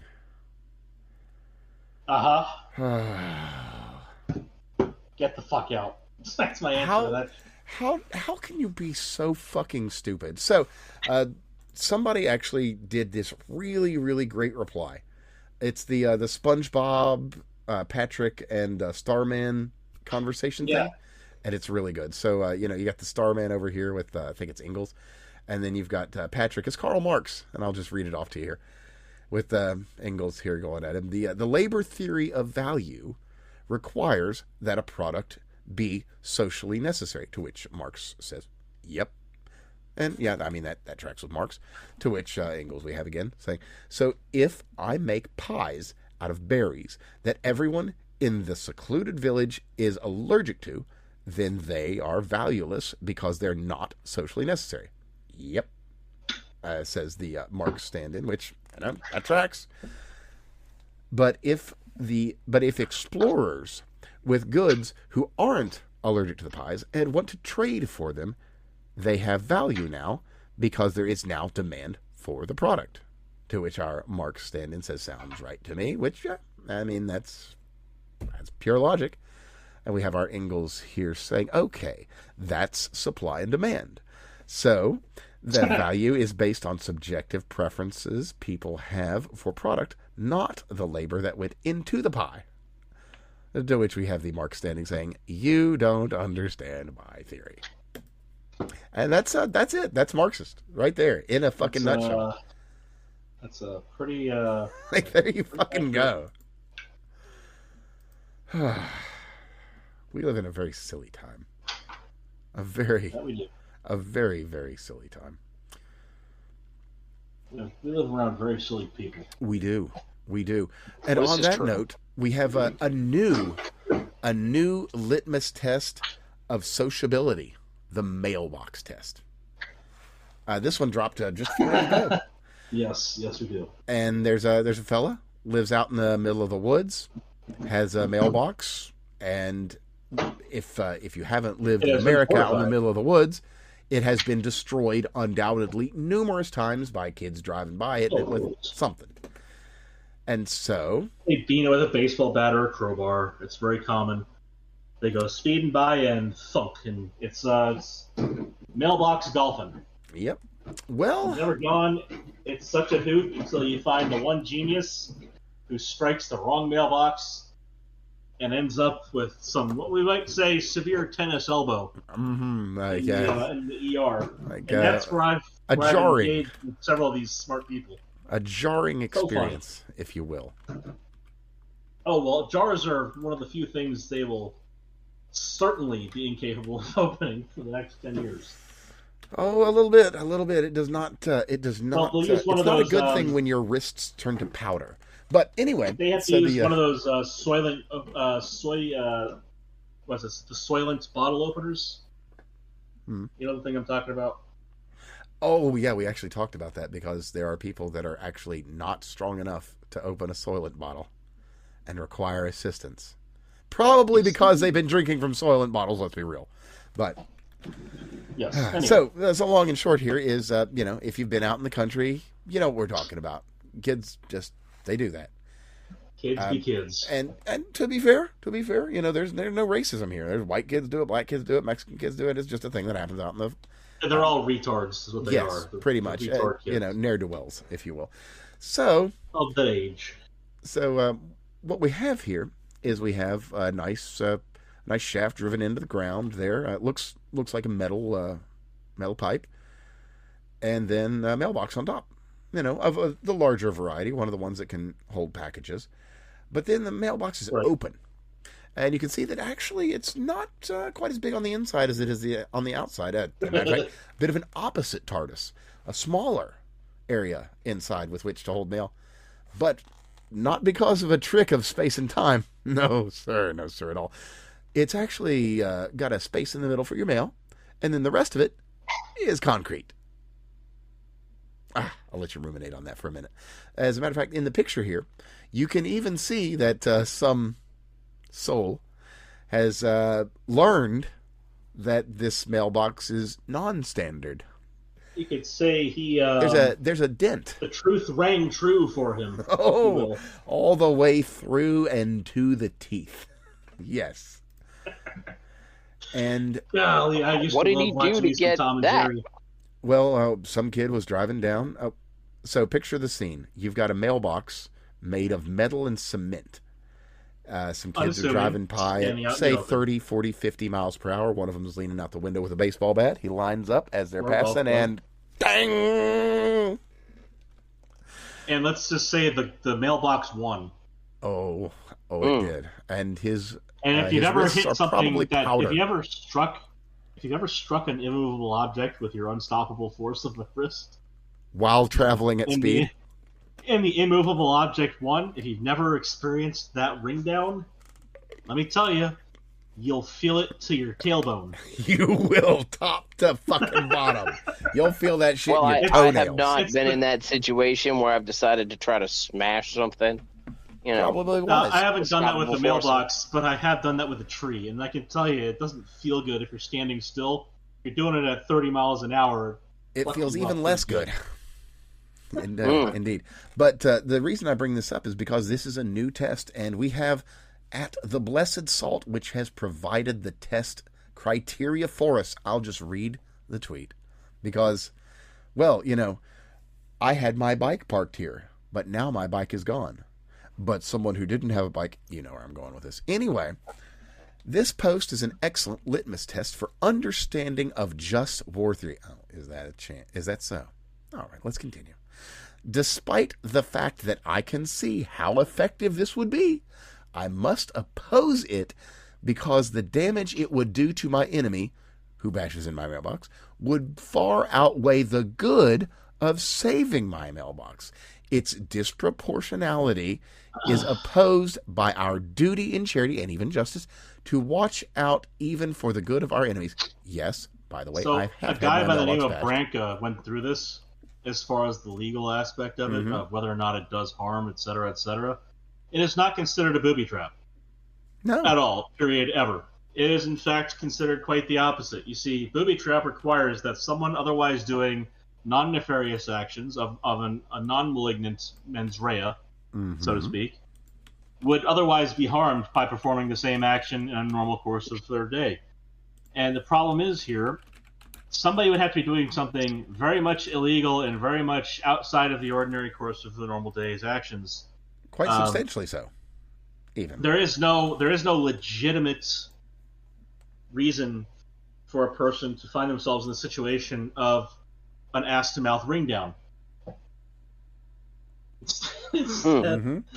Well, Devin Egerton. This is quite the. It's very straightforward because otherwise, you see, the main argument is that if you've seen it, it was fortified on the outside visibly, then it wouldn't be a problem. The problem is that it's already a normal aesthetic. You see, there are brick and mortar mailbox enclosures. True. And they exist. They're an aesthetic. That's true. Yes. And it's not even the most uncommon thing to see someone with a completely custom-made mailbox on a metal pole that's sitting on an I-beam. Right. I mean, there is no unreasonableness to this. So another aside, another Redditism, which I thought was pretty fucking funny. It was one of those malicious compliance-esque ones. A guy kept getting his mailbox bulldozed over by the city snowplow. And so he kept trying to get that person in trouble. And for no reason is specified as to what the animus initiating this interaction is. Just that every so often, the guy would go out there and find his mailbox in the snowdrift several feet away from where it was supposed to be. Which city was this supposed to be? And this part I have no idea. You may have heard this that would matter. Well, you may have heard of this. So the relevant part here is that snow is involved, and this person is losing their mailbox to the fucking snowplow.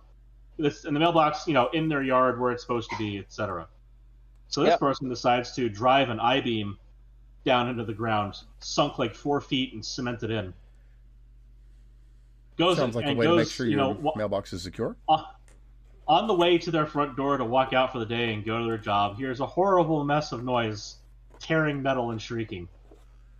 and walks out to find that this bell end of a driver who had been taking out his mailbox serially is up the creek without a paddle, with their snowplow hanging out wrapped around the I-beam. So yes, malicious compliance at its best in that case. It just if the city won't do it, then you do it. And this is the same kind of thing here. If people aren't going to take care of the shitheads winging around and taking out mailboxes, which, by the way, is a federal crime, not just a state and local. Also true. Then it is incumbent upon you to sink yourself a big old thick steel pipe into the ground and affix upon it a cement block containing the small enclosure for your parcels. Absolutely. It's just the only problem you're is doing the right thing. You are aiding by doing that. You are aiding in society being functional. Now they have committed one cardinal sin by doing this. They have now created a fantastic enclosure for cherry bombs. Well, that is an argument to be made. If they properly cemented the front enclosure as well as the interior, so that it has a cement block on the front of it as well, then they could be looking at a very interesting demonstration of physics. Should some intrepid young retards choose to target their mail facilities for further abuse? That said, though, I'm leaning towards no. Probably not, given the scene set. But on this, Devin Erickson, decent follow, had really an excellent summarization of this. And it goes as such. If someone is hurt trying to destroy someone else's stuff in order to take pleasure from their pain, do you sympathize with A, the aggressor because he got hurt, or B, the guy who owns the stuff because he wasn't aggressed? That is the mailbox test. That is the breakfast test. That's everything, Sir, but I did have a mailbox this morning. You had one until somebody drove past. Good times. Oh, me, oh, my. So, man, what else? Gosh, there's some big name stuff we could do, but I mean, a lot of this really comes down to the SPLC being, the Not Bad Guys LLC. Mm-hmm. Because hey, no, the name of our organization is Not Bad Guys. So, are you not? What are you not figuring out here? We're not bad guys. Yeah. It says so in the name. The Southern poverty, poverty and law. We help poor people with the law. We're not. I like how there is a law center in that name, as if they're taking into account at all ever any aspect of the law that's relevant. All right.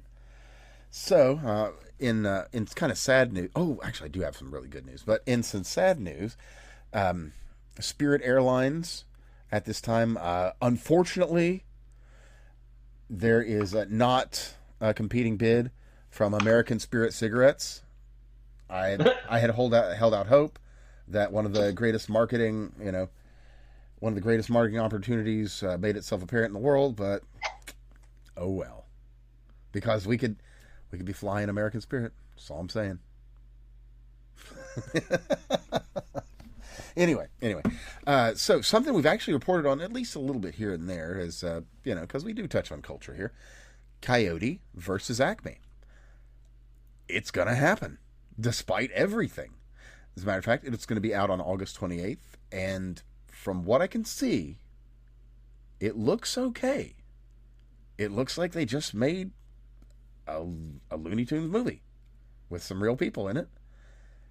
Kind of in the vein of the first Space Jam, not the second, where it's just kind of a weird, fun time. So I can't say no yet. And considering everybody that was saying you're never going to get this, if you're one to see movies in the theater and you like a cartoon, well, this might be something good as a family deal. It seems okay. Yeah. It seems wholesome. Let me sprinkle some. Well, I won't even say it's bad news at this point because it's already over. Let me just put a dip in the end wrap up here, because I just saw this from 6 hours ago by a New York Post. Mm-hmm. Just from a bizarre headline, because Long Island woman throws dynamite at sleeping boyfriend. That sounds unsafe. His hand is blown off. You don't say. Oh, trying to save himself. Jesus, that's horrifying. And she does not look happy in the photo they used. Why was she throwing dynamite at the boyfriend? Hold on, let's see. Such an oddly specific threat. Guy must have figured she was kidding. Waddle had threatened to use dynamite against her then boyfriend multiple times in the months leading up to the incident. But he never expected his lover to follow through on the threat, the BA said. Huh. I mean, I wouldn't either. But to be fair, yeah, I mean, who really is that like... being said, her fucking pussy must fucking rock. Like, I would have zero tolerance for somebody sitting there and threatening to blow me up with dynamite, but I could be convinced. But it would have to be a very, very, very convincing bottom carriage. That's when Waddle threw the explosive device into his room, officials said.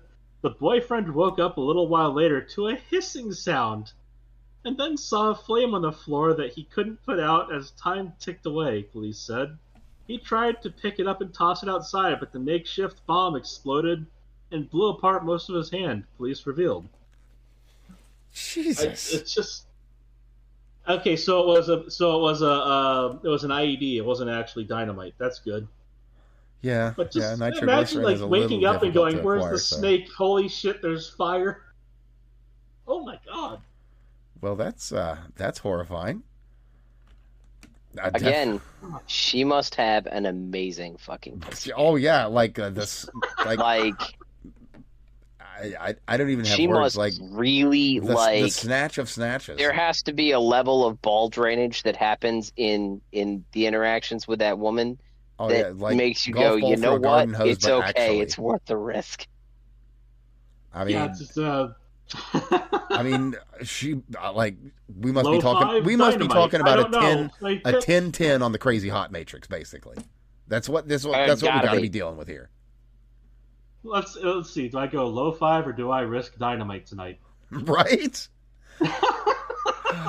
I'm just saying that when she polishes the knob, it's got to fucking shine for days. Oh yeah, probably like a mirror. She plays let's be real. I'm sure she plays it like a recorder, man, like a reverse recorder. I'm just like, that's the only because my wife when we were first dating, she threw knives at me. She was pinned up against a wall, and she was informed in no uncertain manner that if she wanted anything to continue in any way, shape, or form, that shit that better fucking stop, or I will dispose of her. Uh-huh. And it just stopped, and so there was no longer a problem. Oh well, and no disposals needed. Excellent. To sit there and tolerate somebody threatening me on a regular basis, I would need dynamite. I would really, really need, I would need to come so hard every day. It's going to take something. She's probably that level of bipolar where it's just every morning dynamite, every evening dynamite. Yeah, it's got to be something it's. Yeah, I mean, it's going to have to be the JJ experience. Man, that's a fucking deep cut. Her game has to be just no notes. Something. I mean, the other side of it is was he staying at her house? I don't know. I'm not going to bother looking. Oh, it's apparently the genius who tried to bum rush to shoot on Trump was also interacting with Will Stancil, with whom he followed. No way. No yes way. Let's see. Stancil. Well then, maybe there will be another episode of the Will Stancil show. Perhaps. So 17 days ago, Will Stancil saying, "I'm telling you the best way to understand the ceasefire is that Trump was faithless and feckless as always. Saw Iran winning the war and wanted to be on the winning side, so he surrendered to them and switched sides."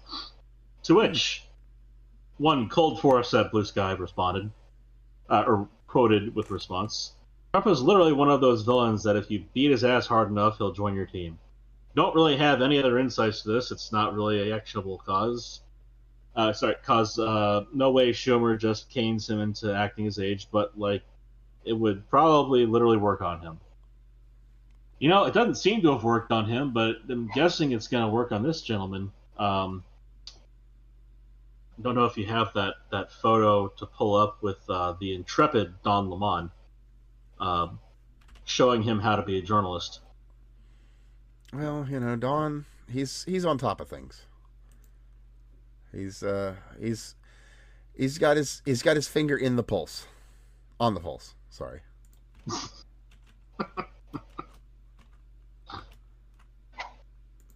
Good grief. We are children here. Not the adult variety. Children of America. Or the kids of America, if you will. Whoa! Of course I did. I had to. Sorry. Not sorry, actually. But, let's see. Inspired by the massive arson attack in the warehouse in California by a disgruntled worker, leftists have created a website tracking warehouse fires, which they are attributing to class warfare and revenge against capitalism. Comments on the Instagram posts announcing the creation of the website are celebrating and encouraging more arson attacks, directing radicals to focus on destroying data centers. Now, there is a topic that I've said that we're not going to discuss, and despite the fact of what I'm about to say, we're not discussing it. But we need to bring back quartering. Not that kind. The kind with horses. Yeah. No, drawing and quartering is what you mean. It is that exactly, and you know. And not the other kind. Yeah. I'm so tempted, but no. I know. Stop it. No. Don't you dare. Thank you. So, moving on to a good and a bad and a happy and a sad. We've got a really cool story. And how is this different? No. I actually have a legitimately kind of cool, kind of heartwarming thing that you might be familiar with. You might not. But there's a fella, professor at MIT, by the name of Gilbert Strang. And he has taught linear algebra for 60-some years. And when kind of the internet was becoming a thing, unlike many other teachers, he was absolutely gung-ho about putting his lectures out there. And what's happened with this, the guy's a machine learning engineer, high-level maths. Mm-hmm. And he's made what is, up until, the time that he really put this out there, a generally kind of somewhat unapproachable, kind of esoteric, kind of hard to get math, linear algebra in this case. And he turned the whole thing on its head and just gave it to the world. Here you go, free to use. Here's how I do linear algebra, and it works. And he's got a good system, and he's been more than happy to just put it out there for everyone and say, here, please, I hope that I can help you understand. And that's great. So the guy finished out his career May of 2023. So obviously this isn't a sort of timely thing, but it had come up recently, and it's just a really nice story of a decent man who just made the world better because he thought he could, and he actually had the wherewithal to do it. So what's happened is this man's lectures have largely become the basis of much of linear algebra teaching today. Never really wrote a book, sold it for God knows how much as a college textbook. He made his lectures, he put them out on YouTube and said, here, please, everyone, I want you all to understand linear algebra. What a decent thing to do. If anybody wants to know how to solve linear algebra, it's really easy. Send everything to 0, and e is equal to 3, and pi is equal to 3, and pretty much all your equations balance out. That's all you need to know. Well, there you go. When everything goes to 0, there's your newest lecture. Okay. True. About that said, I'll throw a a city tried that, pal, and it didn't work. Who tried that? There's a city, I can't remember the fucking name of it. There was a city in the USA that tried to establish pi as 3. Oh, it was either 3 or 4. I'm pretty sure it was 3. Yeah, they by law pi was 3. And of course it didn't work. Yeah, the law says this was this was back before computers, mind you. So 1800s time. So there is like a little bit of room for kind of hokey haha. That was the thing, but like they tried it, didn't work. Yeah. Well, let's didn't throw try out a hard little bit enough. of let's throw another fun little fact to you, and this follows up actually on what we had spoken of. And I you don't need think we Steve talked on the about it last case. week. I think it was the week before. That being that now we've got the actual numbers, and they are high. There's but not even quite a few. It is an absolute reversal of world business trends, and we've got over 60 full-size crude carriers, totally empty, Okay, on the way here. so I gotta point something out here. Mm-hmm. That I'm sure I might have touched on last time, but it's important. The ships that a week ago plus, right after we had announced our own blockade of the Iranian blockade, the ships that were shown on their way here were already on their way here. Mm-hmm. Because it is a multi-week transit. transit. Oh yeah, it's not a okay. Well, we're heading there tomorrow kind of deal. But that's why I wanted to follow up. They now. were already coming. But the reason now, they're crossing the Atlantic is because they already gone around the Horn of Africa. Not true. Like they were coming. But even that aside, the chart is just linear. Oh, it's great news for us. It's amazing news for us. It's amazing news actually for pretty much everyone else too. Yeah, because they're it's they got to pay a little bit more in shipping costs, but they're getting a cheaper product that is of exactly the same quality as the product they had before. And these guys are going to go through Panama, which we now also control again. Funny that. Yeah, exactly. So the cool thing here is like, yes, it's cool that we're enriching ourselves to a degree. Like I'm not going to deny the guilty pleasure of being selfish on that regard. Like it's fantastic that we're making money off of this as a country, that our businesses are making money, that capital is flowing into our country in exchange for this crude oil. It's also fantastic for world stability, that the oil is able to flow, that we're not sitting here hemming and hawing over EPA measures that are completely irrelevant to the task at hand to get oil out of the ground to stabilize what we're dealing with over there. So we have completely removed that aspect, that the global destabilization scare that has been pushed heavily on this. In fact, one of the major problems we're going to have is dealing with California crying about how Texas is getting all the action. Oh, quick note on that, by the way. They are upset about that. There's a pipeline that just got approved, headed straight into Cali. Awesome. Gavin is reported to be inconsolable. I'm sure he is. What's he inconsolable about? Probably that he wasn't involved in it, getting billions of dollars to do nothing. Yeah. What's he inconsolable about? Oh, that the people of California will be able to get gas from somewhere outside of California. Oh. For probably a less than complete extortion price. I imagine it'll be in the area of rough extortion as opposed to complete. Well, so I was explaining to someone else the other day the Keystone XL issue, and like the fact that there was 25,000 jobs waiting for it and 10,000 on the line already, and those jobs disappeared overnight with the signature of a piece of paper. Fucking fart in the breeze, yeah. Exactly, and that the whole entire area down south was built up around Venezuela and sweet crude, the light sweet crude that Venezuela pulls out. Mm-hmm. And that we used to have such an amazing partnership, and they were so enriched down there that they were able to vote their way into fucking Marxist communism. Yeah, things are running so well that you actually think communism can work. Right. So, hint, hint. Here we're having the same problem. But so it was one of those things where it's like it's remarkable that we had this pipeline that was going to bring in new commerce.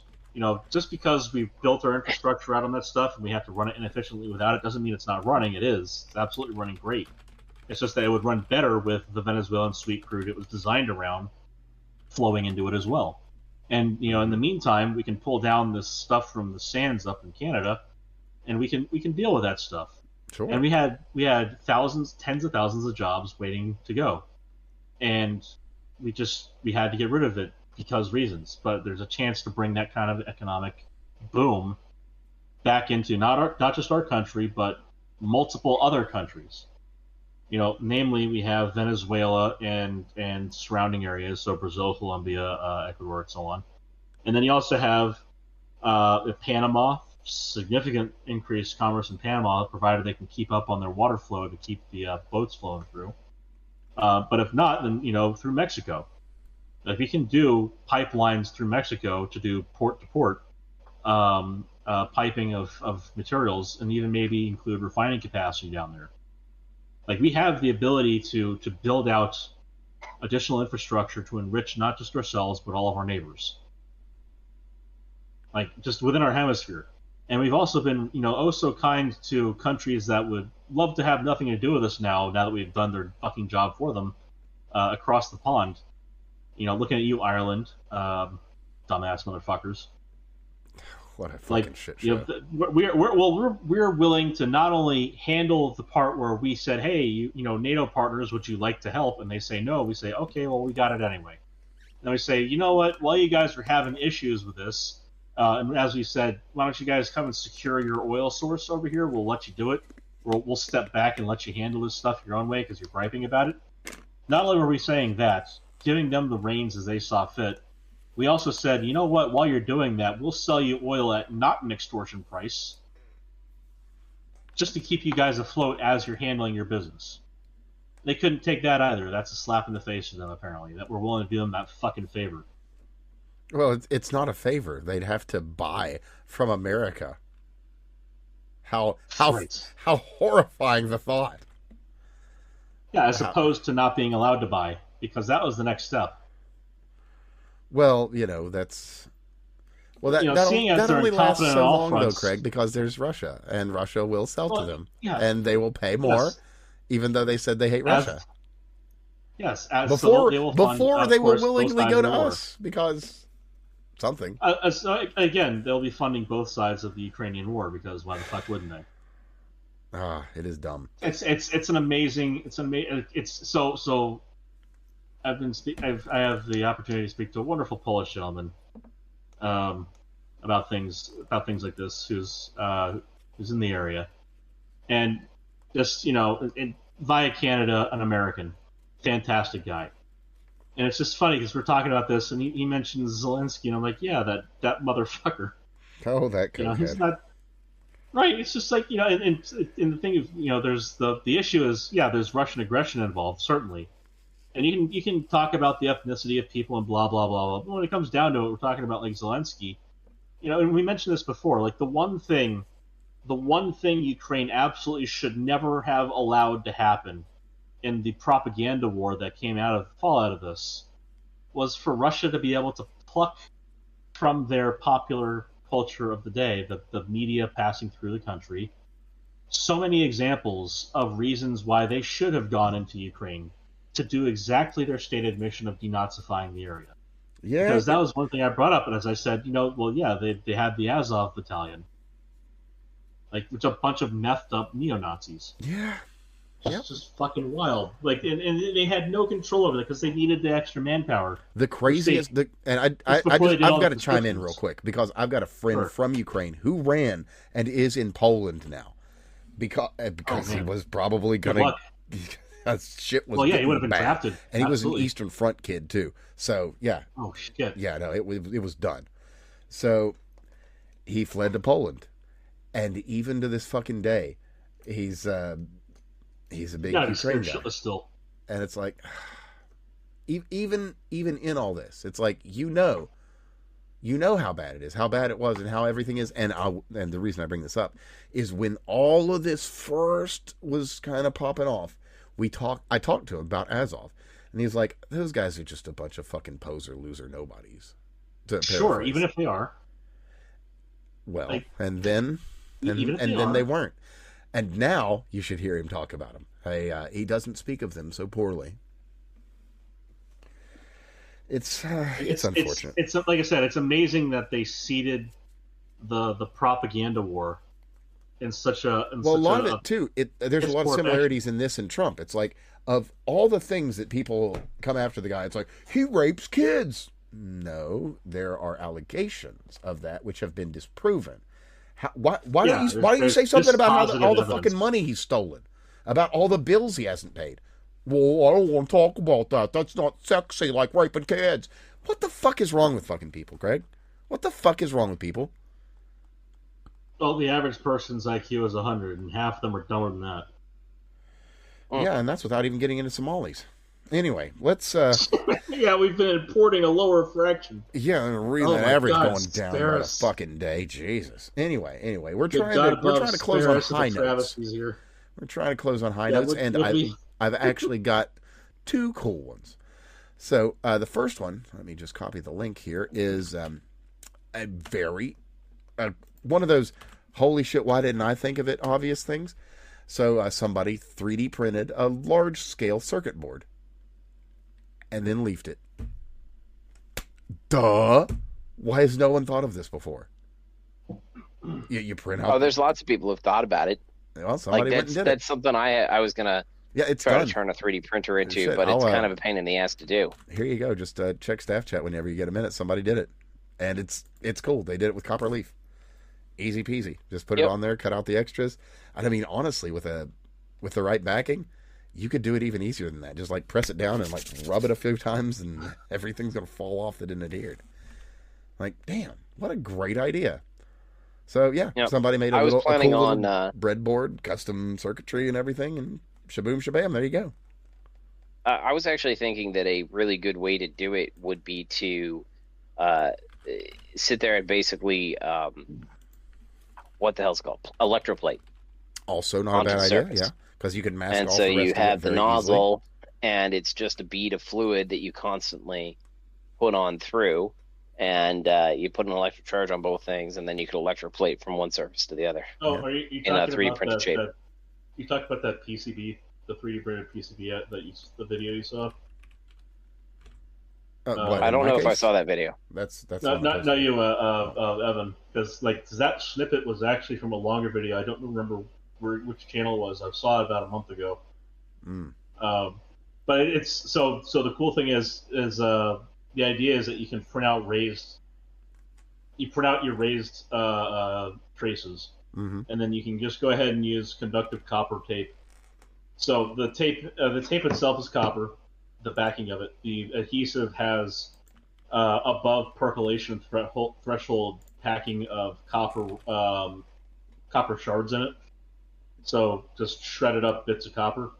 So the percolation threshold being conductivity. So the adhesive itself is loaded to the point where it's conductive, and it has little dendrites of copper that will conduct from one side to the other, like a lot of them. Okay. So it's fairly conductive stuff, very low resistance. I have an update on the East Austin shooting. Not much more to tell you, but I've got an update because by the time this goes live, you're probably not going to be getting any more up-to-date info than what we're going to be giving you now. So 911 calls around 8:20 p.m. Austin time, obviously.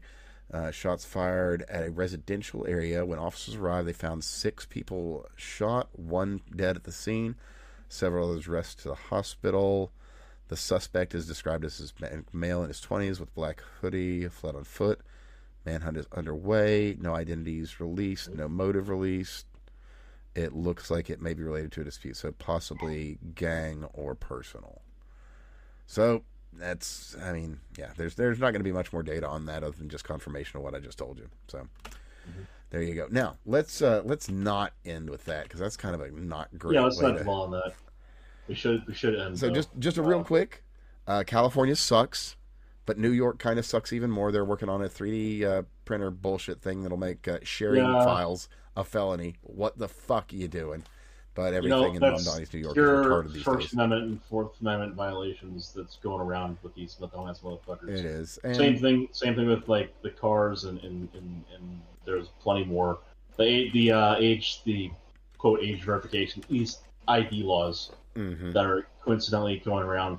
It's a massive wave of attacks on our fundamental American, God-given motherfucking our fundamental rights. Human rights. To be honest, fundamental human rights. And remember, the Bill of Rights is not a bill of permissions for the people. It's a bill of you better not fucks for the government. It's a bill of these things exist, and you really shouldn't take them away from people because they don't belong to you. No, it's not even you shouldn't take them away. It's you can't. Well, It's I wish not. I could. I wish I could say that, but we live No, in the modern that's world, what the letter. That's what the letter of the fucking Constitution says. That doesn't True. mean that's what they do. True, but well, we're not here for the fineries Right. of constitutional. But I think that's a positive note. Well, actually, no. To be fair, yes, that actually is what we're here for. But it's late, and so at this hour. I just wanted to say, I just want to point out, I think it is a positive news item. Absolutely. To say that these are your rights, they do matter, and you should defend them because they are your God-given rights. You should absolutely exercise your rights because otherwise, what the fuck are they for? And again, it doesn't mean you just go out there to piss in the lawn just because you can, unless you want to. Like that's the thing is, you should want to do it. You don't have to do it just because you're obligated to here. It's you do you thing, but you shouldn't feel any concern that the government is going to come in and start fucking with you. That's the whole point of them. Is they're your rights. You have the option to pursue and exercise them as you please, because that's what the fuck they are there for. Mm-hmm. And for the sake of it is enough. That's the point. For the sake of it is enough. If some officious piece of shit comes up and says, "Why are you doing that?" you owe them no explanation because it's your right to do it. Because I have this middle finger. Can you see it? Exactly. And it doesn't mean like a law enforcement officer. That means anybody who comes up and says, well, why are you doing it? It's like, I don't have to tell you. And if they aren't satisfied with that answer, that's their problem. Shouldn't be yours. So, that being that, let's have a little bit of good news real quick. Now, I've got... I already gave you the bad news. I got, we'll just do a quick little rapid fire good news with one very cool one. So, let me hop over here. First being that, just to touch back on what we were talking about at the beginning of the show, the SPLC, they've got themselves in a situation now where they either have to admit... A little pickle, aren't they? So, the long and short of this is they have to admit to crimes, or they have to admit to their donors that they're fucking liars and have no truth about what they do. Fraud. Yes. Yep. Yes, Well, exactly. it's actually better than that. A crime. Oh, yeah, no. It's actually better than that. It is, truly. So they have really two paths. They can fight the allegations, or they can submit to it. If they submit to the allegations, then basically they're going to get dissolved. Yeah. Right? That's their option. Couldn't have happened to a more deserving group of guys. Allegations. Their argument so far is that they basically were operating as an intelligence organization. Well, they have zero intelligence protections. That's not something that's afforded to them. So the consequence is going to be that they either A, have their reputation irreparably harmed, B, that they lose their 501c3 status, so they're no longer able to be tax deducted as an organization because that was explicitly outside of their purview, and C, they're going to be open to a class action lawsuit for anybody who wants to sue against them. Now, tribalism being tribalism, I'm not super worried about that, but if you can track an NGO or governmental money that went to them in any way, shape, or form, then the government can bring that suit. Indeed they can. And we have a Department of Justice that is somewhat inclined to do so. Hopefully. Alternatively, if they decide, I'm not going to throw down 100% on that, but yeah. The reality is that normally in this situation, given the rock and the hard place they're between, right? The rock being, hey, they admit to criminal wrongdoing, or B, that they basically admit to, or they basically have their reputation destroyed. Normally what they do is they'd sit there and try to launder. They'd threaten the FBI that they'd launder all their communications. But in this case, Patel wants that shit out there. Like, oh yeah, no. So you're gonna tell everybody about all our dirty agents and all the crimes they committed. Oh no. Great, go ahead. Do it, bitch. In other words. Now, an enterprising Cash Patel would probably offer that as a means of a get out of jail free card, to the extent that he's capable of doing so. Yeah. Well, maybe it's not Monday yet, so we'll see how things play. And motherfucker, it is Monday yet. Come on. Okay, well, fine. It's not Monday in California, so there. But California doesn't count, so fair enough. But it's also not Monday in Nevada, so. Okay, fine. That's okay. Texas. It is not Monday in Texas. There we go. Anyway, so to close this out, I've got. Wait, isn't Texas 2 hours? Oh, wait, no, Texas got 2 times. Whatever. Fucking pedantry. Has nothing to do with ending this show. Ending the show has to do with good news, and by golly, I've actually got some. There is it a company, a group? What are they? A foundry. Okay. So there's a foundry by the name of Atelier Messor. They are based out of Paris, and they're going to be doing something really cool. They do like full-size brass sculptures in the classical tradition. Are they going to give us another fantastic copper sculpture prints? Who can say? Don't know. Perhaps. But what I can tell you is that they are moving to America. Oh, cool. Yeah. So we're going to have some classical, traditional, Western masters. It would be cool if we had ourselves another Big Liberty. Well, we're going to have some folks here that can do the work. Perhaps one on the southern border pointing on the way out. Yeah. But it's pretty cool. Why are they moving to America? They just are. They want to. Probably because it sucks in France. Let me see if they've actually released a statement on that. Look, if you're not Algerian, then France is starting to look a little bit grim right now. I don't know. I think from what I've seen, the UK looks worse. Okay. I will read a statement from them here from the 21st, and then just following. Oh, they're doing recreations of Roman statues, too. I like that. Roman and Greek. Very classy. Okay. This 50-foot Prometheus will soon be shipped to the USA. Costs around $1 million to build. We want to build larger and larger Prometheus statues everywhere across the West. Cool. I like the sound of that. Cool. And then they followed up the following day with, if we build thousands of Prometheus statues across the West, something magical will happen. I like that attitude. I like it quite a lot. Well, if it's a bonfire everywhere, that's a problem. Well, as I said, I like the attitude. We'll see where... I don't know. Maybe I've watched too much Prometheus and Bob, Well, you watch movies. I don't, so I still manage to hold out some hope. That's a comedy skit. Yeah, well, Prometheus is a movie too. So, and Ridley Scott, very different Prometheus. A comedian, you might say maybe, but such a different Jesus. Anyway, is there anything else you guys were wanting to cover before we call it a night?